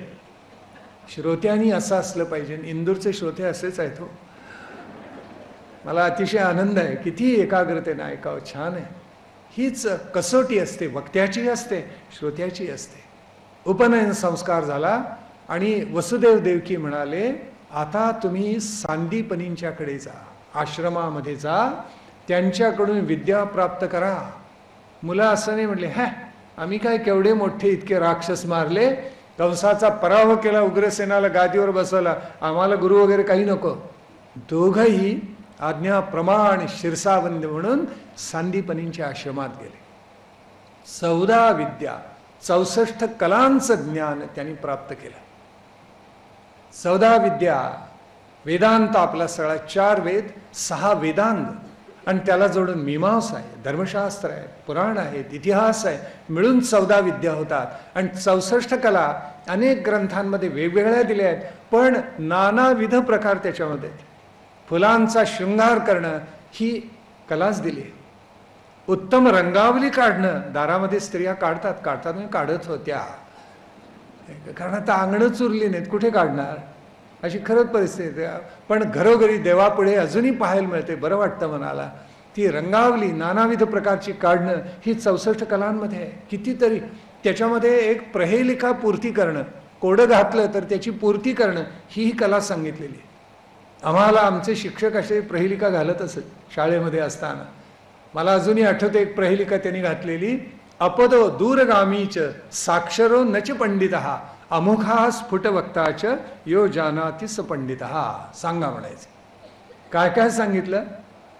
अपदो दूरगामीच, पाय नाहीत पण वाटेल तिथे जगात जाऊ शकतं. दूरगामीच, त्रिभुवनात कुठेही जातं. साक्षर नच पंडिता, साक्षर आहे पण पंडित नाही. अमुख हा, मुख नाही आहे पण स्फुट वक्ता आहे, कोण ओळखा. पत्र, पाय नाहीत पण जगात कुठेही जातं पत्र. अपदो दूरगामीचे, साक्षर म्हणजे त्याच्यावर अक्षरं लिहिलेली असतात. नच पंडित, पण पंडित नव्हे. आणि अमुख हा, मुख नाही आहे बोलायला पण वाचतो आपण, ते स्फुट वक्ता आहे. आता पत्र लिहिण्याची कलाच संपून गेली. हाताने कोणी लिहितच नाही, दूरपत्र सगळं. म्हणजे त्या कीबोर्डवर बोटं आपटायची आणि ईमेल, दूरपत्र हाताने लिहायला शिकारे तरुणानं. अक्षर सुंदर असणं हा अलंकार आहे. समर्थ म्हणाले अक्षरच सुंदर, वाचणे सुंदर, चालणे सुंदर, बोलणे सुंदर, भक्ती ज्ञान वैराग्य सुंदर करून दावी. काय एका ओवीमध्ये जीवनाचं रहस्य जणू उलगडून टाकलेलं आहे. 14 विद्या 64 कला सांदीपनींच्या आश्रमामध्ये या दोन्ही पुत्रांनी ग्रहण केल्या. आणि शेवटी विचारलं, सद्गुरू आपल्याला गुरुदक्षिणा काय देऊ? सांदीपनी गहिवरले, म्हणाले बाळानो, तुमच्यासारखे शिष्य मिळणं हेच गुरुचं भाग्य असतं. मी भरून पावलं, मला काही नकोय. गुरुपत्नीची काही इच्छा असेल तर तिला विचारा. तेव्हा सांदीपनींच्या पत्नींकडे बलराम श्रीकृष्ण गेले, चरण स्पर्श केला आणि म्हणाले, आई आपली काही इच्छा असेल तर सांगा, आम्ही काय गुरुदक्षिणा आपल्याला द्यावी. त्यावेळेला सांदीपनींची पत्नी रडली आणि ती म्हणाली, बाळानो काय सांगू, आमचा पुत्र शंखचूड नावाचा राक्षस होता, त्यांनी त्याला उचललेला आहे आणि तो बेटावर निघून गेलेला आहे, पांचजन्य बेटावर गेलेला आहे. तुमच्या ठाई अलौकिक पराक्रम आहे, शक्य झालं तर हीच गुरुदक्षिणा आम्हाला द्या, आमचा पुत्र परत आणून द्या. तेव्हा भगवान श्रीकृष्ण निघाले, बलरामाला बरोबर घेतला आणि ते त्या बेटावर आले. त्या राक्षसाचा वध केला, बेटावर येऊन त्याला मारलं. आणि त्याच्या पंचजन नावाचा राक्षस होता, त्याच्या अस्थीपासून तो प्रचंड शंख भगवंतांनी तयार केला, म्हणून त्याचं नाव पडलं पांचजन्य. पंचजन राक्षसाच्या अस्थिपासून केला म्हणून. ते बेट म्हणजे आजची द्वारका, जिथे भगवंतांनी राजधानी यादवांची स्थापना केली, ती बेट द्वारका. तिथे भगवंत गेले आणि पुढे काही वर्षानंतर द्वारकेची स्थापना झाली. इसवी सन 1656 मध्ये छत्रपती शिवाजी महाराजांनी रायरीचा किल्ला म्हणजे रायगड ताब्यात घेतला.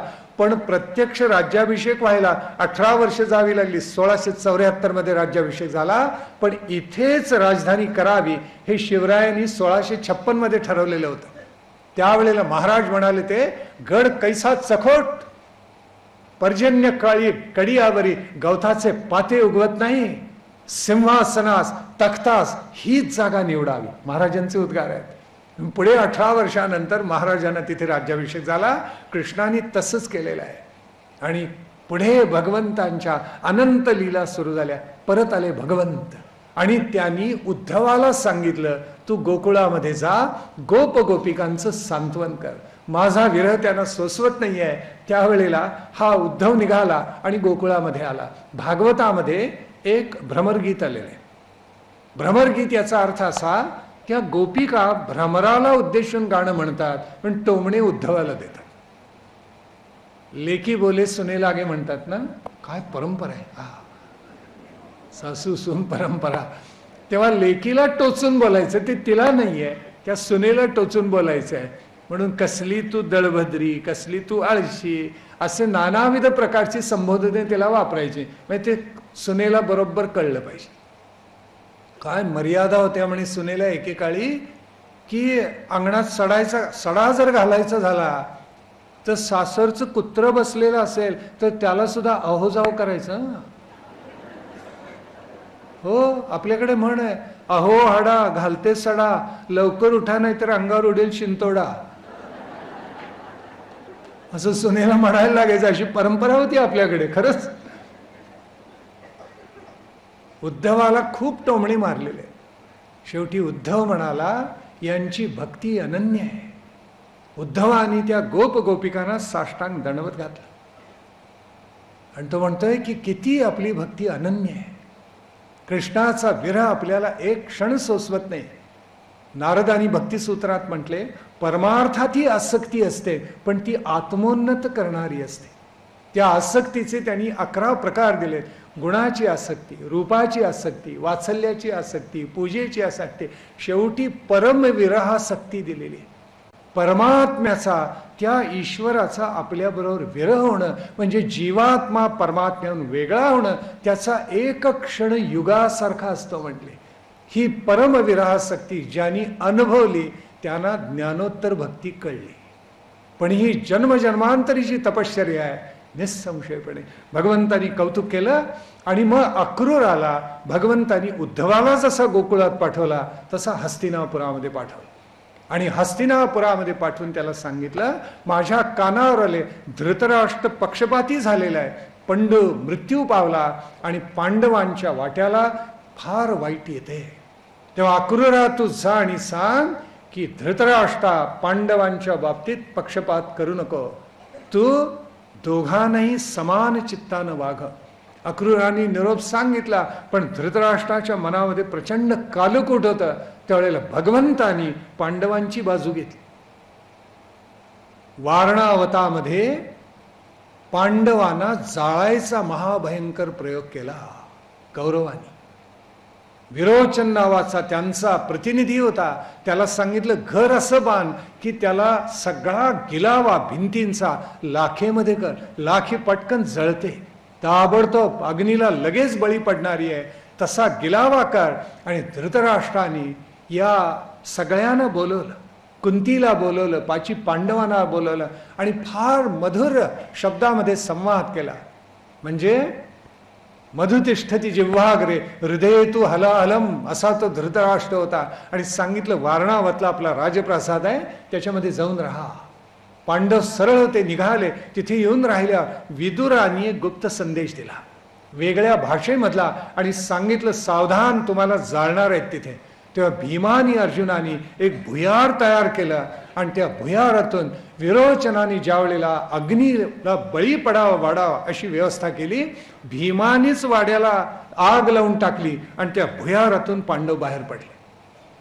आततायी आतंकवादी कसे असतात त्याचं वर्णन आपल्याकडे स्मृती ग्रंथामध्ये आहे. त्याची काय लक्षणं दिलीत माहितीये? अग्निदो गरदश्चैव शस्त्रपाणीर धनापहा क्षेत्र दारापहातीच षडईते आततायीनः. या 6 लोकांना आततायीन म्हणतात असं आपलं धर्मशास्त्र सांगतं. कुठलं? अग्निदो, अग्नीत मारायचं आपल्याच आपताना. कौरवांनी पांडवांना जाळायचा प्रयत्न केला. पांडव सावध म्हणून निसटले, नाहीतर अग्नीला बळी पडले असते. दुसरं गरद, गरद म्हणजे विष. भीमाला लाडवातून विष घातलेलं होतं आणि तो बेशुद्ध पडल्यानंतर वेलीनी त्याचे हातपाय करकचून बांधले आणि त्याला टाकून दिला नदीमध्ये, मरता म्हणून. भीम मेला नाही, महाबलाढ्य होता, त्याने विषयी पचवलं आणि वेलीचे बंध तोडून पुन्हा परत आला. हा भाग वेगळा. पण हे करण्यामध्ये 4 जण अग्रेसर होते. कोण? दुर्योधन, दुःशासन, शकुनी आणि 4थं नाव ऐकून धक्का बसेल, कर्ण. वारणावतामध्ये पांडवांना जाळायचं याला सर्वाधिक पाठिंबा दुर्योधन दुःशासनापेक्षा कर्णाने दिलेला आहे. आपल्याला आश्चर्य वाटेल. भीमाला विषाचे लाडू घातले, त्या लाडवामध्ये विष घातलं, ते कारस्थान दुर्योधन दुःशासनावर कर्णानेही केलेलं होतं. अग्निदो गरदश्चैव शस्त्रपाणी.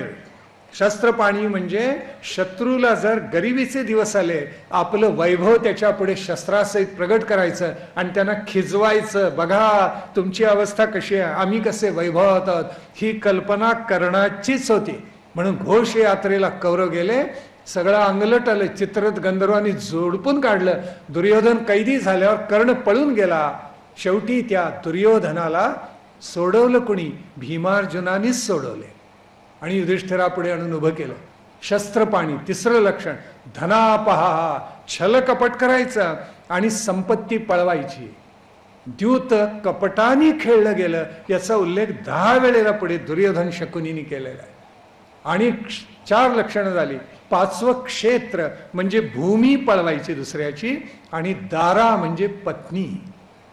द्रौपदीच्या बाबतीत सर्व कर्णांच्या मनामध्ये पाप वासना होती असं महाभारत सांगतं. वारणावतामधून पांडव बाहेर पडले आणि पुढे महर्षी व्यासांची भेट झाली.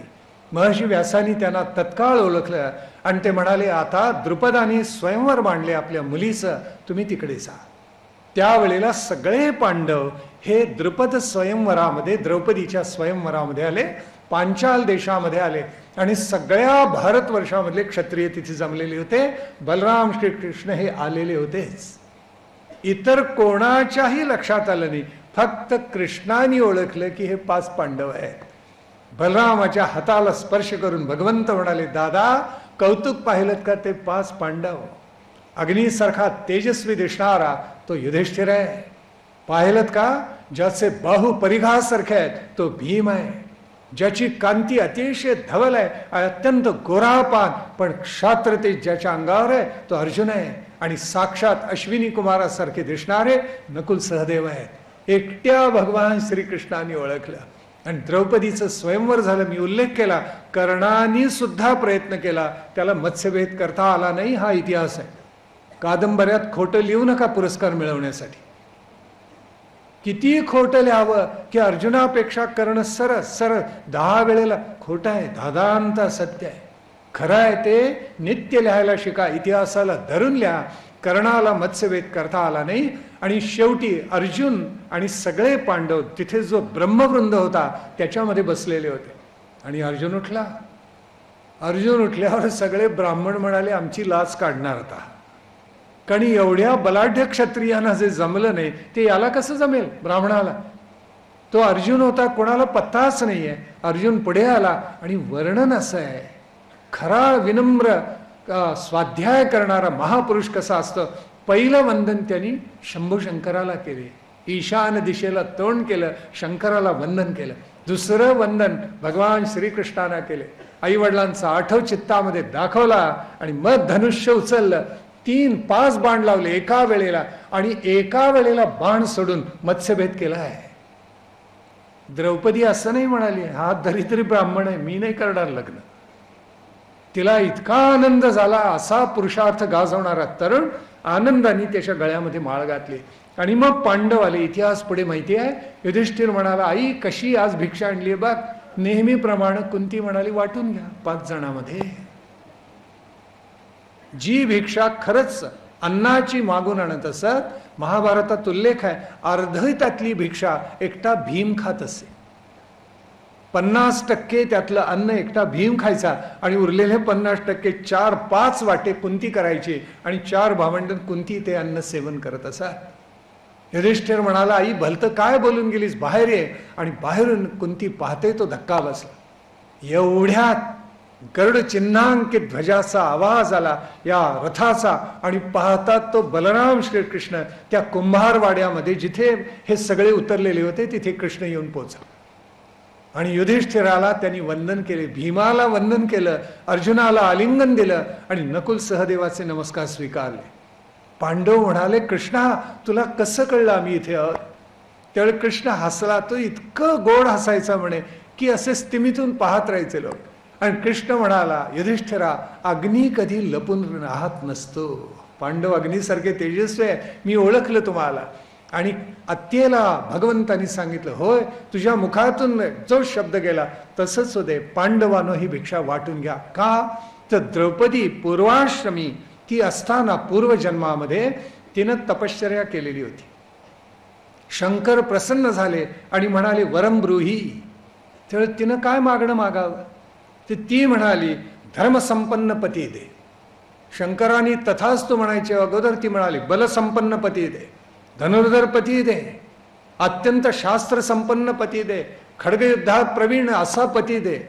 शंकर हसले, म्हणाले, तथास्तु 5 वर मागितलेस 5 पती मिळतील तुला पुढल्या जन्मात. तसंच झालं खरं.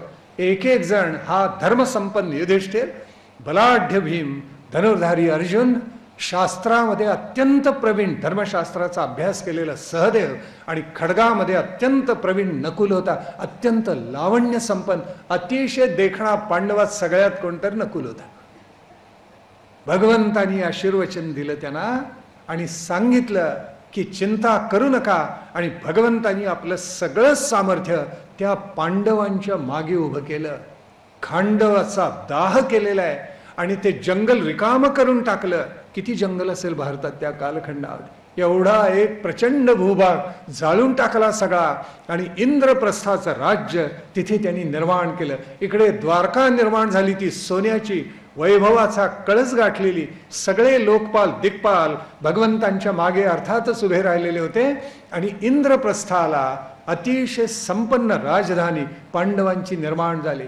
सडफडत असलेल्या धृतराष्ट्राला युधिष्ठिराचा पैतृक वाटा नाईलाजानी द्यावा लागला. आणि मग युधिष्ठिराच्या मनामध्ये आलं, आपण राजसूय यज्ञ करावा. त्यांनी भगवंतांना पाचारण केलं. भगवंत म्हणाले, परशुरामानी ही पृथ्वी निःक्षत्रिय केली, हे खरंच आहे. पण त्यातून काही क्षत्रिय कुळ वाचली, ती आज राज्य करतात. आणि त्यातलं एक बलाढ्य कुळ म्हणजे मगधामधलं जरासंधाच आहे. या राजांनी 87-88 राजे पकडलेले आहेत. जरासंध महाभयानक आहे. त्यांनी 87-88 राजे पकडलेत. त्यांच्या मस्तकावर शेंदूर थापलेला आहे. घोड्यांना जसं तोंडाला पिशवी लावतात, हरभरे खायला लावतात, तसे तो त्यांना खायला लावतो, घाण्याला जमतं. 100 राजे पकडले की तो नरमेध यज्ञ करणार आहे. युधिष्ठिरा, जोपर्यंत जरासंधाचं पारिपत्य होत नाही तोपर्यंत तुला राजसूय यज्ञ करता येणार नाही. युधिष्ठिर म्हणाला, मग मी काय करू? तर भगवंत म्हणाले, माझ्यावर तुझा जर विश्वास असेल. युधिष्ठिराने पाय धरले. तो म्हणाला, भगवंत आपण काय बोलताय? मग भगवंत म्हणाले, मी भीम आणि अर्जुन तिघ जाऊ पारिपत्य करू का? भीमाच्या ठाई अतिशय सामर्थ्य आहे, अर्जुनाच्या ठाई जय आहे, माझ्या ठाई नीती आहे. या त्रिवेणी संगमावर आम्ही जरासंधाला पराभूत करू. आणि गेलेत. मगधचं साम्राज्य 5 डोंगरांनी वेढलेलं होतं. आजही आहेतच ते. वर नगारे ठेवलेले असत, त्याच्यावर जाऊन त्यांनी ते नगारे वाजवले, म्हणजे राजसत्तेला आव्हान दिलं. नगारे फोडले, राजसभेमध्ये प्रवेश केला आणि जरासंधाने स्वागत केलं. दुष्ट राजे होते तरी काही सभ्याचार होते बरं का. स्वागत केलं आणि तो म्हणाला, काय पाहिजे आपल्याला?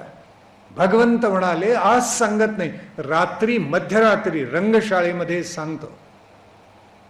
त्यावेळी तो म्हणाला, ठीक आहे, मी येतो. आणि आलाय तसा जरासंध मध्यरात्री ज्या वेळेला तो रंगशाळेमध्ये आला, त्यावेळेला कृष्ण, भीम आणि अर्जुन समोर उभे राहिले. मथुरेवर जरासंधानी 17 वेळेला आक्रमण केलेलं होतं आणि भगवंतानी त्याला 17 वेळेला पराभूत केलं. एकदाही भगवंत पराभूत झाले नाही. त्यांना रणछोडदास का म्हणतात कळत नाही, पण आपणच त्यांना इतकी नामाभिधानं दिलेली आहेत. भगवंत भीष्मानी पुढे राजसूय यज्ञात वर्णन केले की एकदाही रणांगणामध्ये पाठ न दाखवलेला असा एकटा भगवान श्रीकृष्ण आहे. इथे जमलेल्या राजांना ज्यांनी परास्त करून टाकलेला आहे तो एकच राजा, आमच्या राजांचा राजा म्हणजे भगवान श्रीकृष्ण आहे. भीष्म पितामह सांगतात, त्याला केवढा अर्थ आहे. भगवंतानी कौतुक असं केलं, 3 जण त्या जरासंधाला भेटले आणि जरासंधाने ओळखलं, तो चपापला.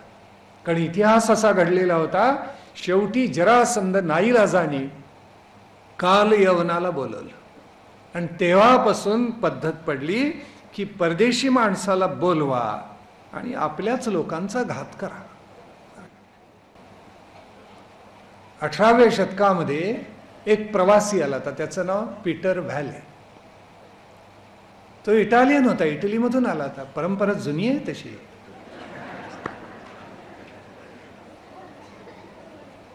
त्याने खूप छान काही काही लिहून ठेवल्यात आठवणी.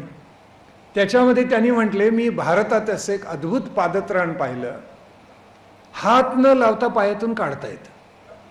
चपला पाहिले त्यांनी आयुष्यात पहिल्यांदा. तो बूट घालूनच वावरत असे नित्य, चपला पाहिलेल्या नव्हत्या. त्याला आश्चर्य वाटलं, हात न लावता पादत्राण पायातून बाहेर काढता येतं. पुढे त्यांनी भारतीय लोकांच्या बद्दल इतकं गौरवाने लिहिले. त्यांनी लिहिले, हे हिंदू लोक इतके प्रामाणिक आहेत, कोणालाही फसवत नाहीत, दिलेलं वचन पाळण्यासाठी जीव देतील, पण वचन पाळतीलच. हे त्यांनी लिहून ठेवले पीटर व्हॅलेनी. पुढे त्यांनी एका ठिकाणी लिहून ठेवले, हे लोक गोमय सारवलेल्या जमिनीवर बसतात, गायीचं शेण घेतात, जमीन सारवतात आणि त्याच्यावर बसतात. तिथे जायचं म्हणजे मला किळस वाटायची, असं त्यांनी लिहून ठेवले. पुढे तो लिहितो की मी जसा अनुभव घेत गेलो तसं माझ्या लक्षात आलं की गायीच्या शेणानं सारवलेल्या जमिनीवर सकाळच्या सूर्याचे किरण पडले तर वातावरण पराकोटीचं शुद्ध होतं. त्यावेळी माझ्या लक्षात आलं, मी मूर्ख आहे, फार शहाणे लोक आहेत. अशी किती त्याची पत्र, त्याचा संग्रह झालेला आहे, प्रसिद्धही झालेला आहे, वाचण्यासारखा आहे. जरासंधानी काल यवनाला बोलवलं, अफाट सेना घेऊन आला. तेव्हा भगवंत म्हटले, 17 युद्ध करून आपण दमलोय आणि पुन्हा युद्ध मांडलं तर मथुरेचं तो नुकसान करेल, त्याला मथुरा नकोय, मी हवाय. तेव्हा आता हा काल येऊन आलाय, त्याचं युक्तीनं काटा काढतो. म्हणून भगवंतानी मथुरा सोडली. काल येऊन त्याचा पाठलाग करत गेला आणि भगवंत एका गुहेमध्ये गेले जिथे मुचुकुंद राजा झोपलेला होता. भगवंतानी कमरेचा शेला काढला आणि त्याच्या अंगावर पसरला सगळा. मागोमाग काल येऊन आला आणि त्याला असं वाटलं हा कृष्णच झोपलाय, कारण शेला त्याच्या लक्षात राहिला होता. आणि त्यांनी लाथ घातली त्या मुचुकुंदाला. झोपमोड झालेला मुचुकुंद उठून बसला आणि पाहिल्याबरोबर त्या काल यवनाचं भस्म झालं, खलास. कथा अशी घडलेली होती, देवदानवांच्या युद्धामध्ये मुचुकुंद आला, तो इक्ष्वाकू कुलाला म्हणजे रामाच्या कुलामधला होता, त्याला बोलवलेलं होतं. देवांच्याकडून तो दीर्घकाल युद्ध केलं. त्यांनी किती युद्ध केलं. त्याची पत्नी मृत्यू पावली, त्याचे पुत्र मोठे होऊन मृत्यू पावले, त्याची नातवंड तरुण झाली, अमात्य मंत्री केव्हाच कालवश झाले, तरी हा राजा लढत होता. म्हणजे किती वर्ष लढला असेल आणि लढून इतका दमला. शेवटी देवानी इंद्राने त्याला वरदान दिलं, काय वाटेल ते मागून घे. देवांचा प्रचंड विजय झाला, काय तुला वरदान पाहिजे. तो म्हणाला, मी इतका थकलो युद्ध करून, मला आता शांत झोप हवी. जर कोणी माझ्या झोपेत व्यत्यय आणला तर त्याला देहदंडाची शिक्षा मी करू शकेन असं सामर्थ्य मला द्या. काल यवन मृत्यू पावल्यावर भगवंत प्रगट झाले. राजनीतीमध्ये, राजकारणात म्हणत नाही, राजनीतीमध्ये खलाना कसं मारावं त्याचे आदर्श उदाहरण आहे. दुष्टांना असं शास्त करावं. काल यवनाला मारला, त्याची सेना उद्ध्वस्त झाली, जरासंध पराभूतून परत गेला. भगवंत म्हणाले, मुचुकुंदा तुला काय देऊ मी. त्यावेळी त्यांनी पाय धरले भगवंतांचे आणि तो म्हणतोय, भगवंता काय मागू. जन्मजन्मांतरी तुझी अनन्य भक्ती माझ्यातून घडावी एवढंच मला दे. आज घरी गेल्यावर भगवान श्रीकृष्ण प्रसन्न झाले. झाले म्हणजे अशी कल्पना करा, तुम्ही काय मागाल.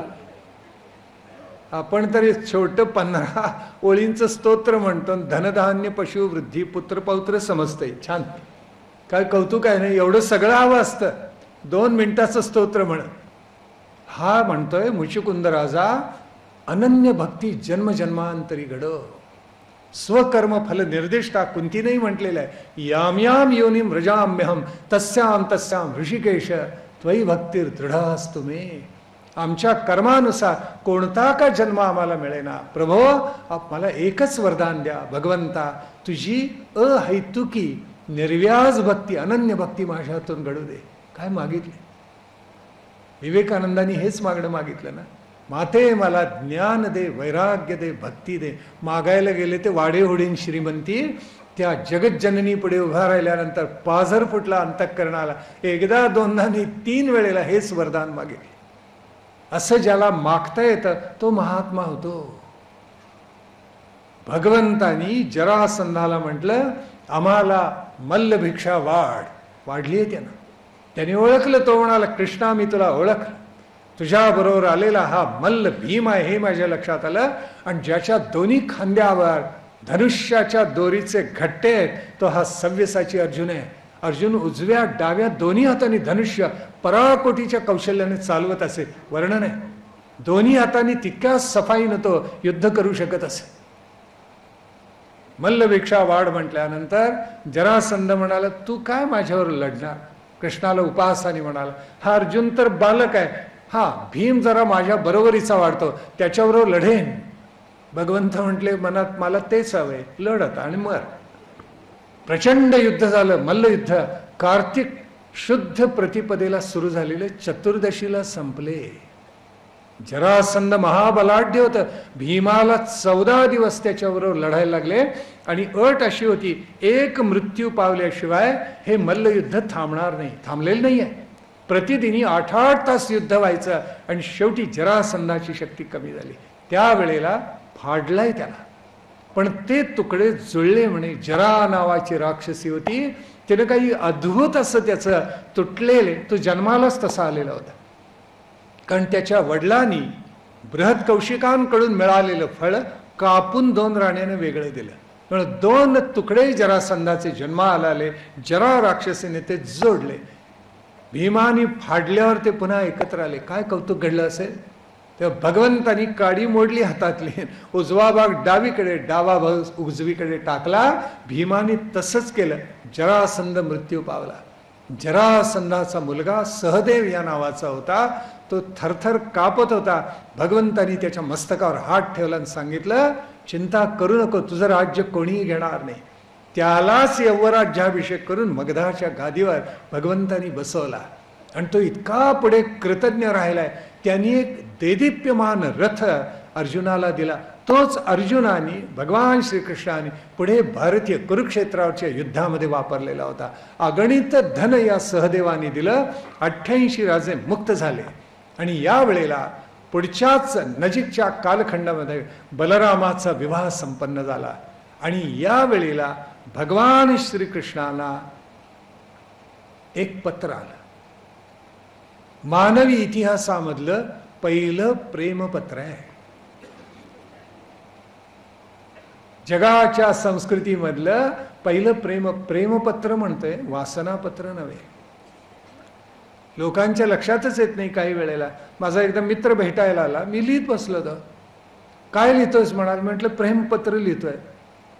तेव्हा तो म्हणाला, आत्तापर्यंत तुला चांगला मग समजत होतो मी, तू असला भयंकर असशील. पण अरे म्हटलं, मी अभयंकर आहे, भयंकर नाही, बैस. तरी तो म्हणाला, मी नाही ते ऐकणार होता. त्याला म्हटलं, अरे वाच तरी पत्र. छे म्हणाल, तुझं प्रेमपत्र मी का वाच? अरे म्हटलं, वाच तरी. त्याने घेतलं वाचायला.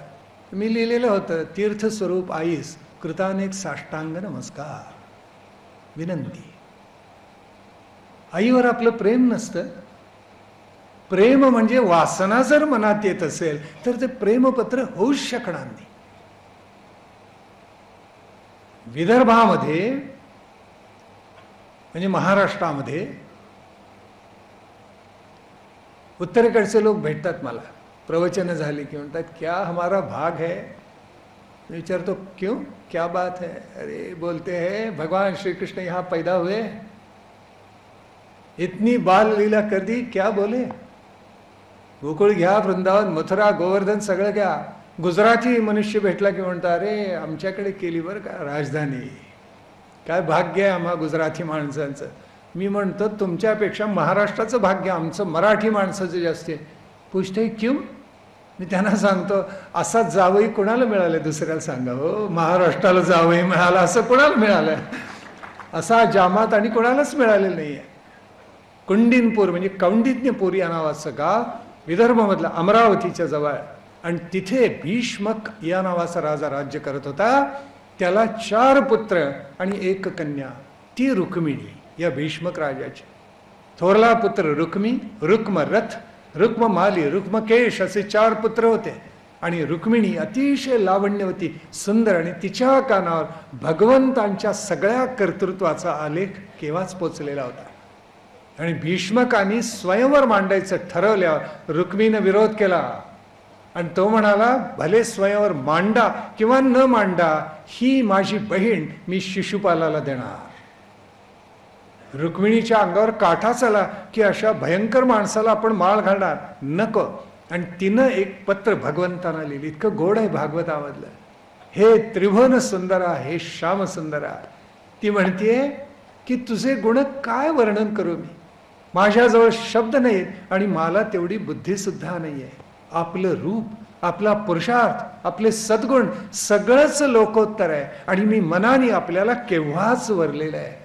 भगवंत, आपण माझा स्वीकार करून माझ्यावर कृपा करणार नाही का? इतकी चतुर आहे ती.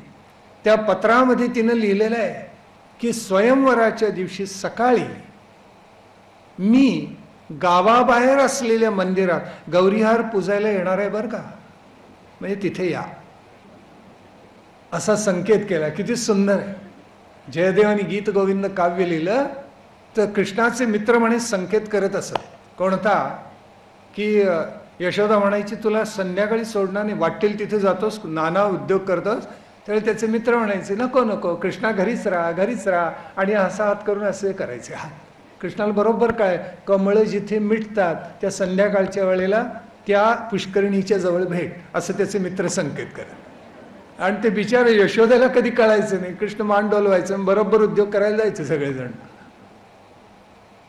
मी गौरीहार पुजायला येणार आहे. पुढे तिने इतकं सुंदर लिहिले. म्हणजे ती म्हणते, आपण तर मृगेंद्र आहात, शिशुपाल कोल्हाय, आपला वाटा कोल्ह्याला जावा असं आपल्याला तरी वाटेल का?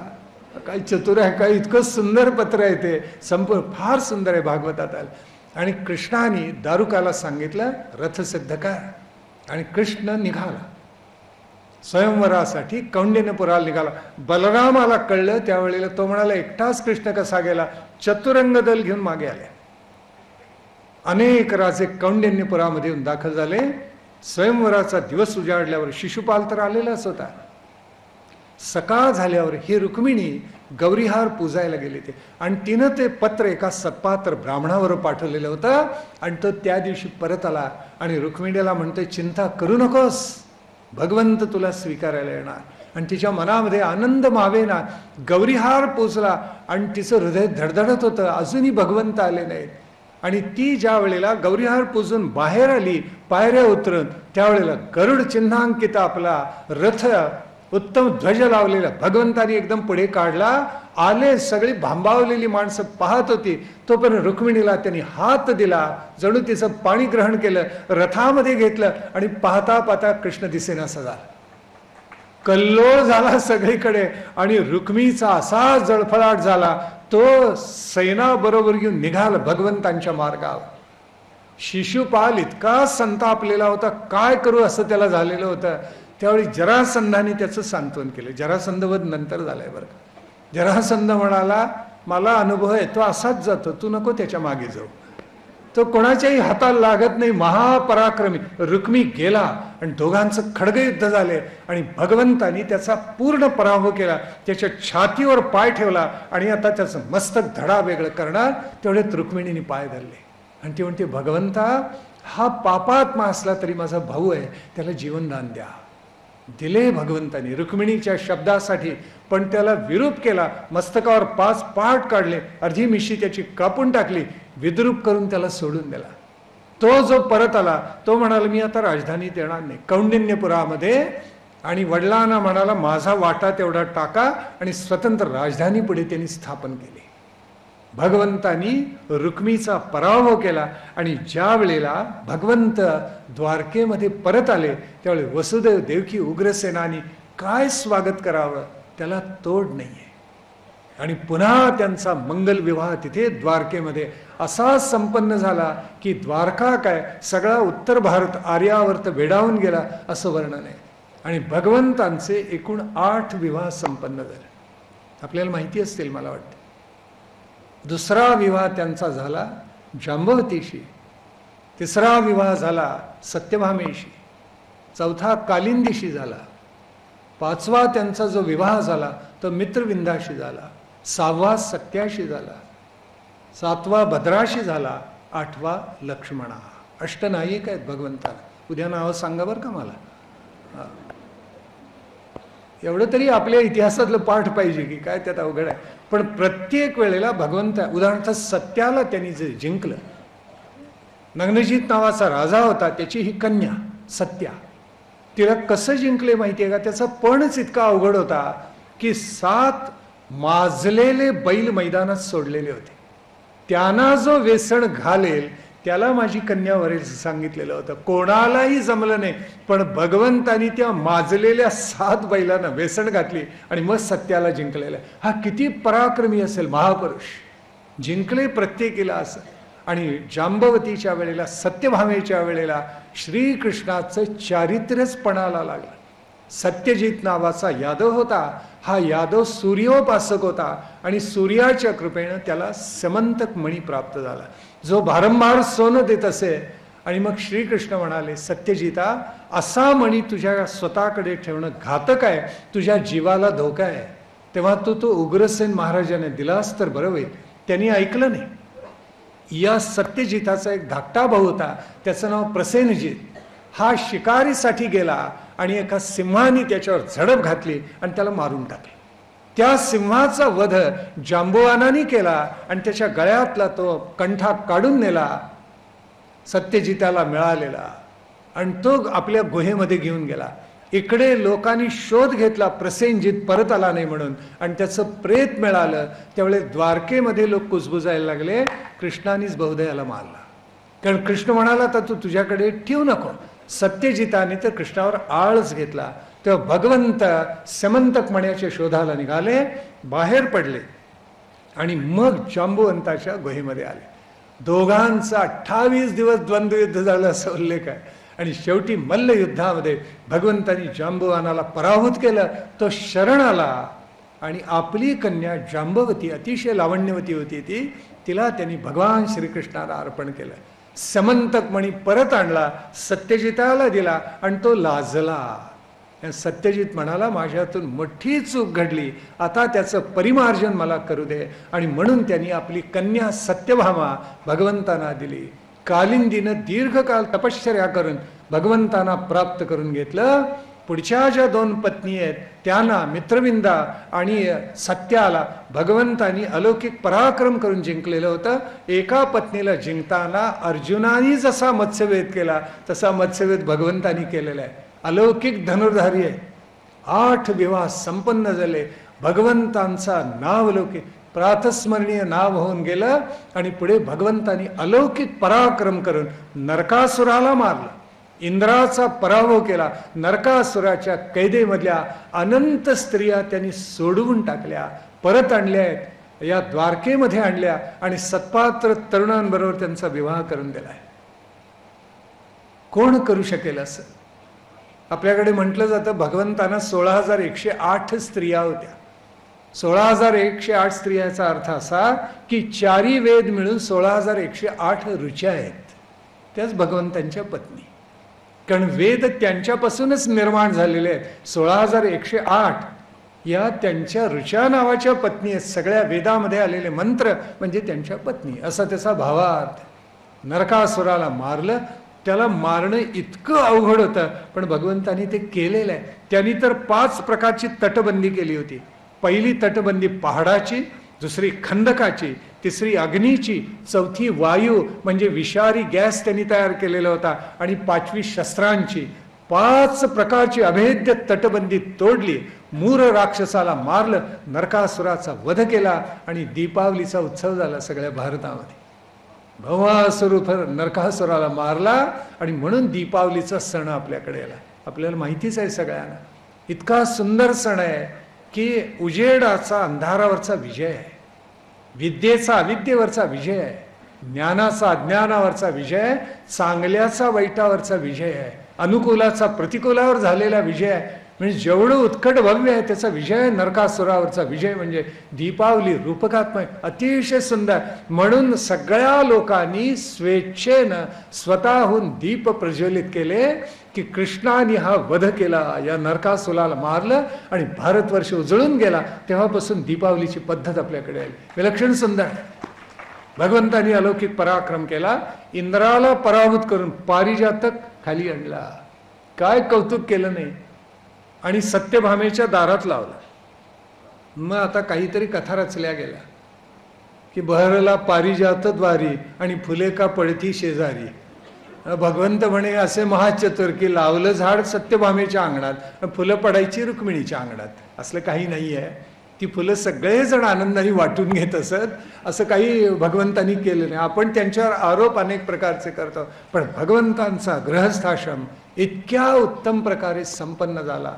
पुढे पांडवां फार मोठा इतिहास, कृष्णकथा अशी 1-2 दिवसात नाही सांगून, महासागर आचमनाने गिळल्यासारखं. पुढे एवढा प्रचंड इतिहास घडलेला आहे. प्रद्युम्नाचा आहे, अनिरुद्ध उषाचं एक मध्ये अतिशय सुंदर प्रकरण आहे. बाणासुराचा भगवंतांनी केलेला वध आहे. पौंड्रकाला मारले, काशीराजाला परास्त केले. नृगराज कथा फार मोठी, विविधाचा उद्धार केलाय. किती कथा घडलेल्या आहेत मध्ये. हे सगळं भगवंतांनी कौतुक केलं आणि शेवटी पांडवांच्या मागे उभं राहून भगवंतांनी कृष्ण शिष्टाई केली. आपल्याला माहिती आहे. आणि त्यावेळेला भगवंत कृष्ण शिष्टाई करताना म्हणाले दुर्योधनाला, दुर्योधना तुम्ही पांडवांना अभिवचन दिलेलं होतं की 12 वर्षाचा वनवास, 1 वर्षाचा अज्ञातवास पांडवांना करू दे. अज्ञातवासात ओळखले गेले तर पुन्हा 12 वर्षाचा वनवास. किती दुष्ट असतील. पण जर 13 वर्षांनी सुखरूप परत आले, त्यांचा पैतृक वाटा परत मिळेल. सज्जन राजे दिलेलं वचन पाळतात. युधिष्ठिराचा पैतृक वाटा परत द्या. दिला नाहीये. तो इतका उन्मत्त झालेला होता दुर्योधन. तो म्हणाला सुईच्या आगरावर बसेल एवढा धुळीचा कण देणार नाही. म्हणजे किती मस्तवाल झाला असेल तो. भगवंत म्हणाले मग आता एकच, तुला परास्त केल्याशिवाय काही होणार नाही. तरी भगवंतानी सांगितलं 4-5 गावं पांडवांना द्या, पांडव तृप्त राहतील. अविस्थल, वृकस्थल, वारणावत आणि माकंदी 4 गावं सांगितली आणि 5वं जे इच्छेला येईल ते दे, पांडव तृप्त राहतील. तो म्हणाला धुळीचा कण मिळणार नाही, सुईच्या आग्रावर बसेल एवढा. कृष्ण शिष्टाई विफल झाली. पण त्यावेळेला भगवंत जे बोलले ते इतिहासामध्ये अजरामर झाले. सगळे महर्षी तपपूत आचार्य धावले ते आणि कृष्णाला म्हणताय श्रोतुमिच्छामि तव वाक्यानी सत्यानीच हितानीच. काय वचन आहे महाभारतात आले. हे गोविंदा, हे भगवंता श्रीकृष्णा, तुझी वचनं आम्हाला ऐकायचे, कारण ती सत्य सांगतात आणि हितही करतात. म्हणून सगळेजण हस्तिनापुरामध्ये जमलेले होते आणि पुढे भगवंत म्हणाले, न धरी शस्त्र करी गोष्टी सांगेन युक्तीच्या आचार. असा मी एकीकडे आणि माझी नारायणी एक अक्षणी सेना दुसरीकडे. कोणाला कोण पाहिजे सांगा. पांडवांनी अर्थातच भगवंताला मागून घेतला आणि दुर्योधनाला सेनाच हवी होती, कृष्ण नको होता. दोघांना जे हवं ते मिळालं. आपल्याला माहिती आहे की अर्जुन पायाशी बसला आणि दुर्योधन उशाशी बसला भगवंताच्या. भगवंत वामकुक्षी करत होते, निद्रेत होते, उठून बसले, अर्जुनाला पाहिलं आणि दुर्योधन म्हणाला, भगवंता मी अगोदर आलोय, तेव्हा पहिल्यांदा मी मागणार तुझ्याकडे. युधिष्ठिर असता तर म्हणाला असता, बर बाबा माग. भगवंत म्हणाले, तू अगोदर आलास हे खरं, पण मी पहिल्यांदा अर्जुनाला पाहिलं, त्याचं काय? तुला नाही पाहिलं अगोदर. आणि दुसरं असं की अर्जुन तुझ्यापेक्षा लहान आहे वयाने, लहानाला पहिल्यांदा द्यावं आणि मोठ्याला नंतर. तेव्हा अर्जुनाला पहिल्यांदा देणार, नंतर तुला. न धरी शस्त्र करी गोष्टी सांगेन युक्तीच्या चार. आणि पांडवांचा हा सगळा नावेचा प्रवास भवसागराचा इतक्या सुखरूपपणे भगवंतानी पार पडला. भीष्म द्रोण तटा जयद्रथ जला गांधार नीलोत्पला शल्य ग्राहवती कृपेण वहनी कर्णेन वेलाकुला अश्वत्थाम विकर्ण घोर मकरा दुर्योधनावर्तिनी सोत्तीर्णा खलु पांडवै रणनदी कैवर्तक केशव. कैवर्तक म्हणजे नावाडी. भगवंत नावाडी होते म्हणून हे सगळे राक्षस असे असून सुद्धा त्या नदीमध्ये भगवंतानी पांडवांची नौका पल्याड नेली. पांडवांचा प्रचंड विजय झाला.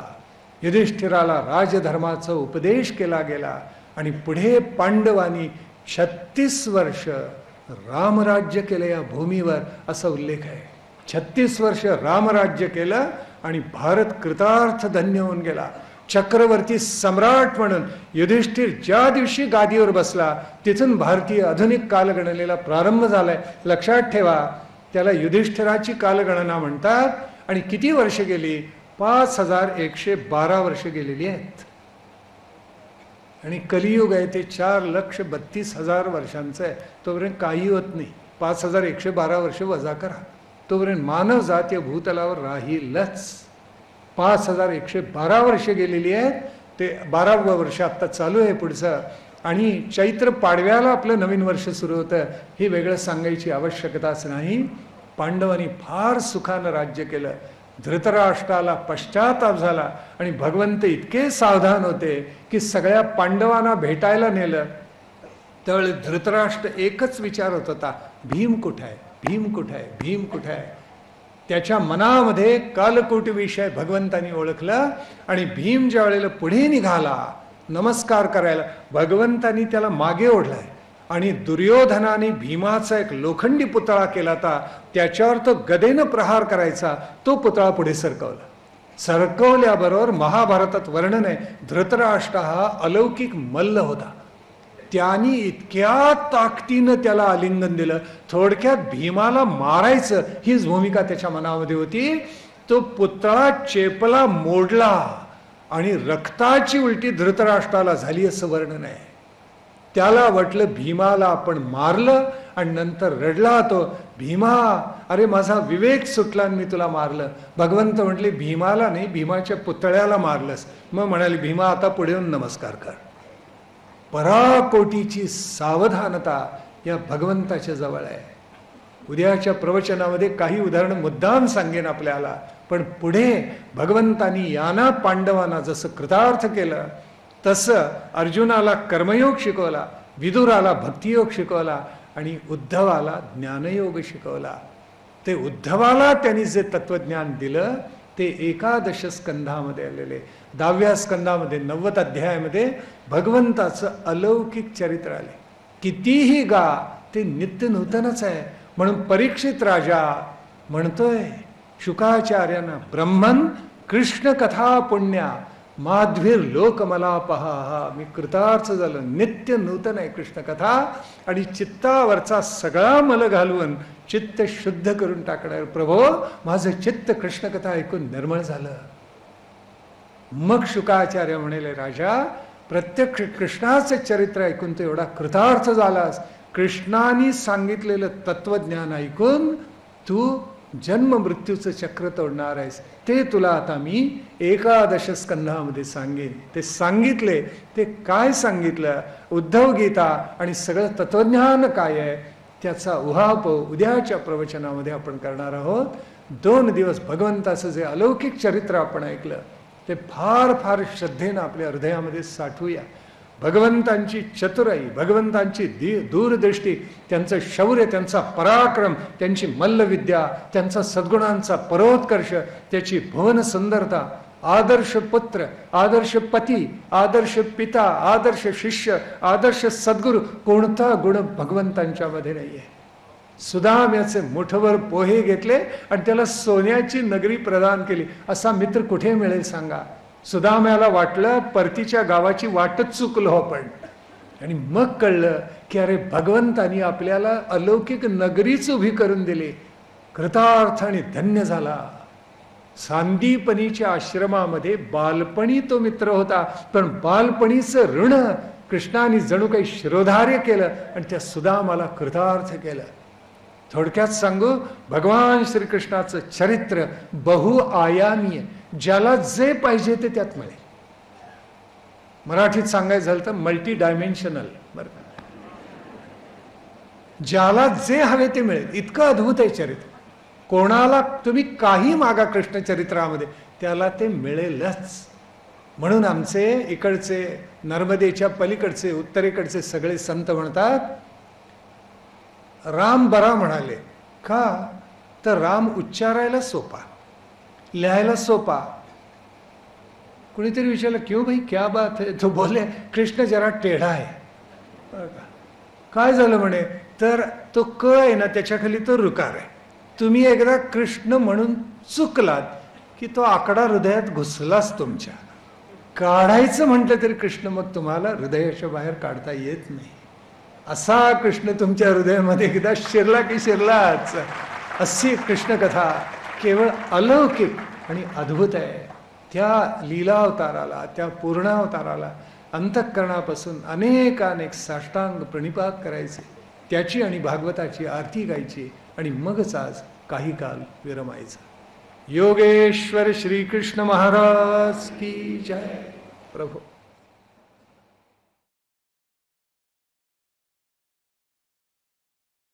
देव जय देव श्रीमद्भागवता पठणे मनते पठणे भक्ती एकाता. जय देव जय देव वेदाचे हे सार पाहे रसभरित लक्ष लक्षण हे आहे लक्षित. जय देव जय देव जय देव जय देव श्रीमद्भागवता श्रवणे मनने पठणे भक्ती माता. जय देव जय देव. 12 स्कंदामध्ये श्रीहरीची लीला 335 अध्याय गाती गोपाळा. जय देव जय देव जय देव जय देव श्रीमद्भागवता श्रवणे मनने पठणे भक्ती हाता. जय देव जय देव. 18 सहस्र श्लोक गाती ऐकती ज्यासी हरी भक्ती त्यासी तत्प्राप्ती. जय देव जय देव जय देव जय देव श्रीमद्भागवता श्रवणे मनने पठणे भक्ती हाता. जय देव जय देव. गायत्रीचे मंत्र रूप हे पाहे परीक्षिती शुक संवाद आहे. जय देव जय देव जय देव जय देव श्रीमद्भागवता श्रवणे मनने पठणे भक्ती हाता.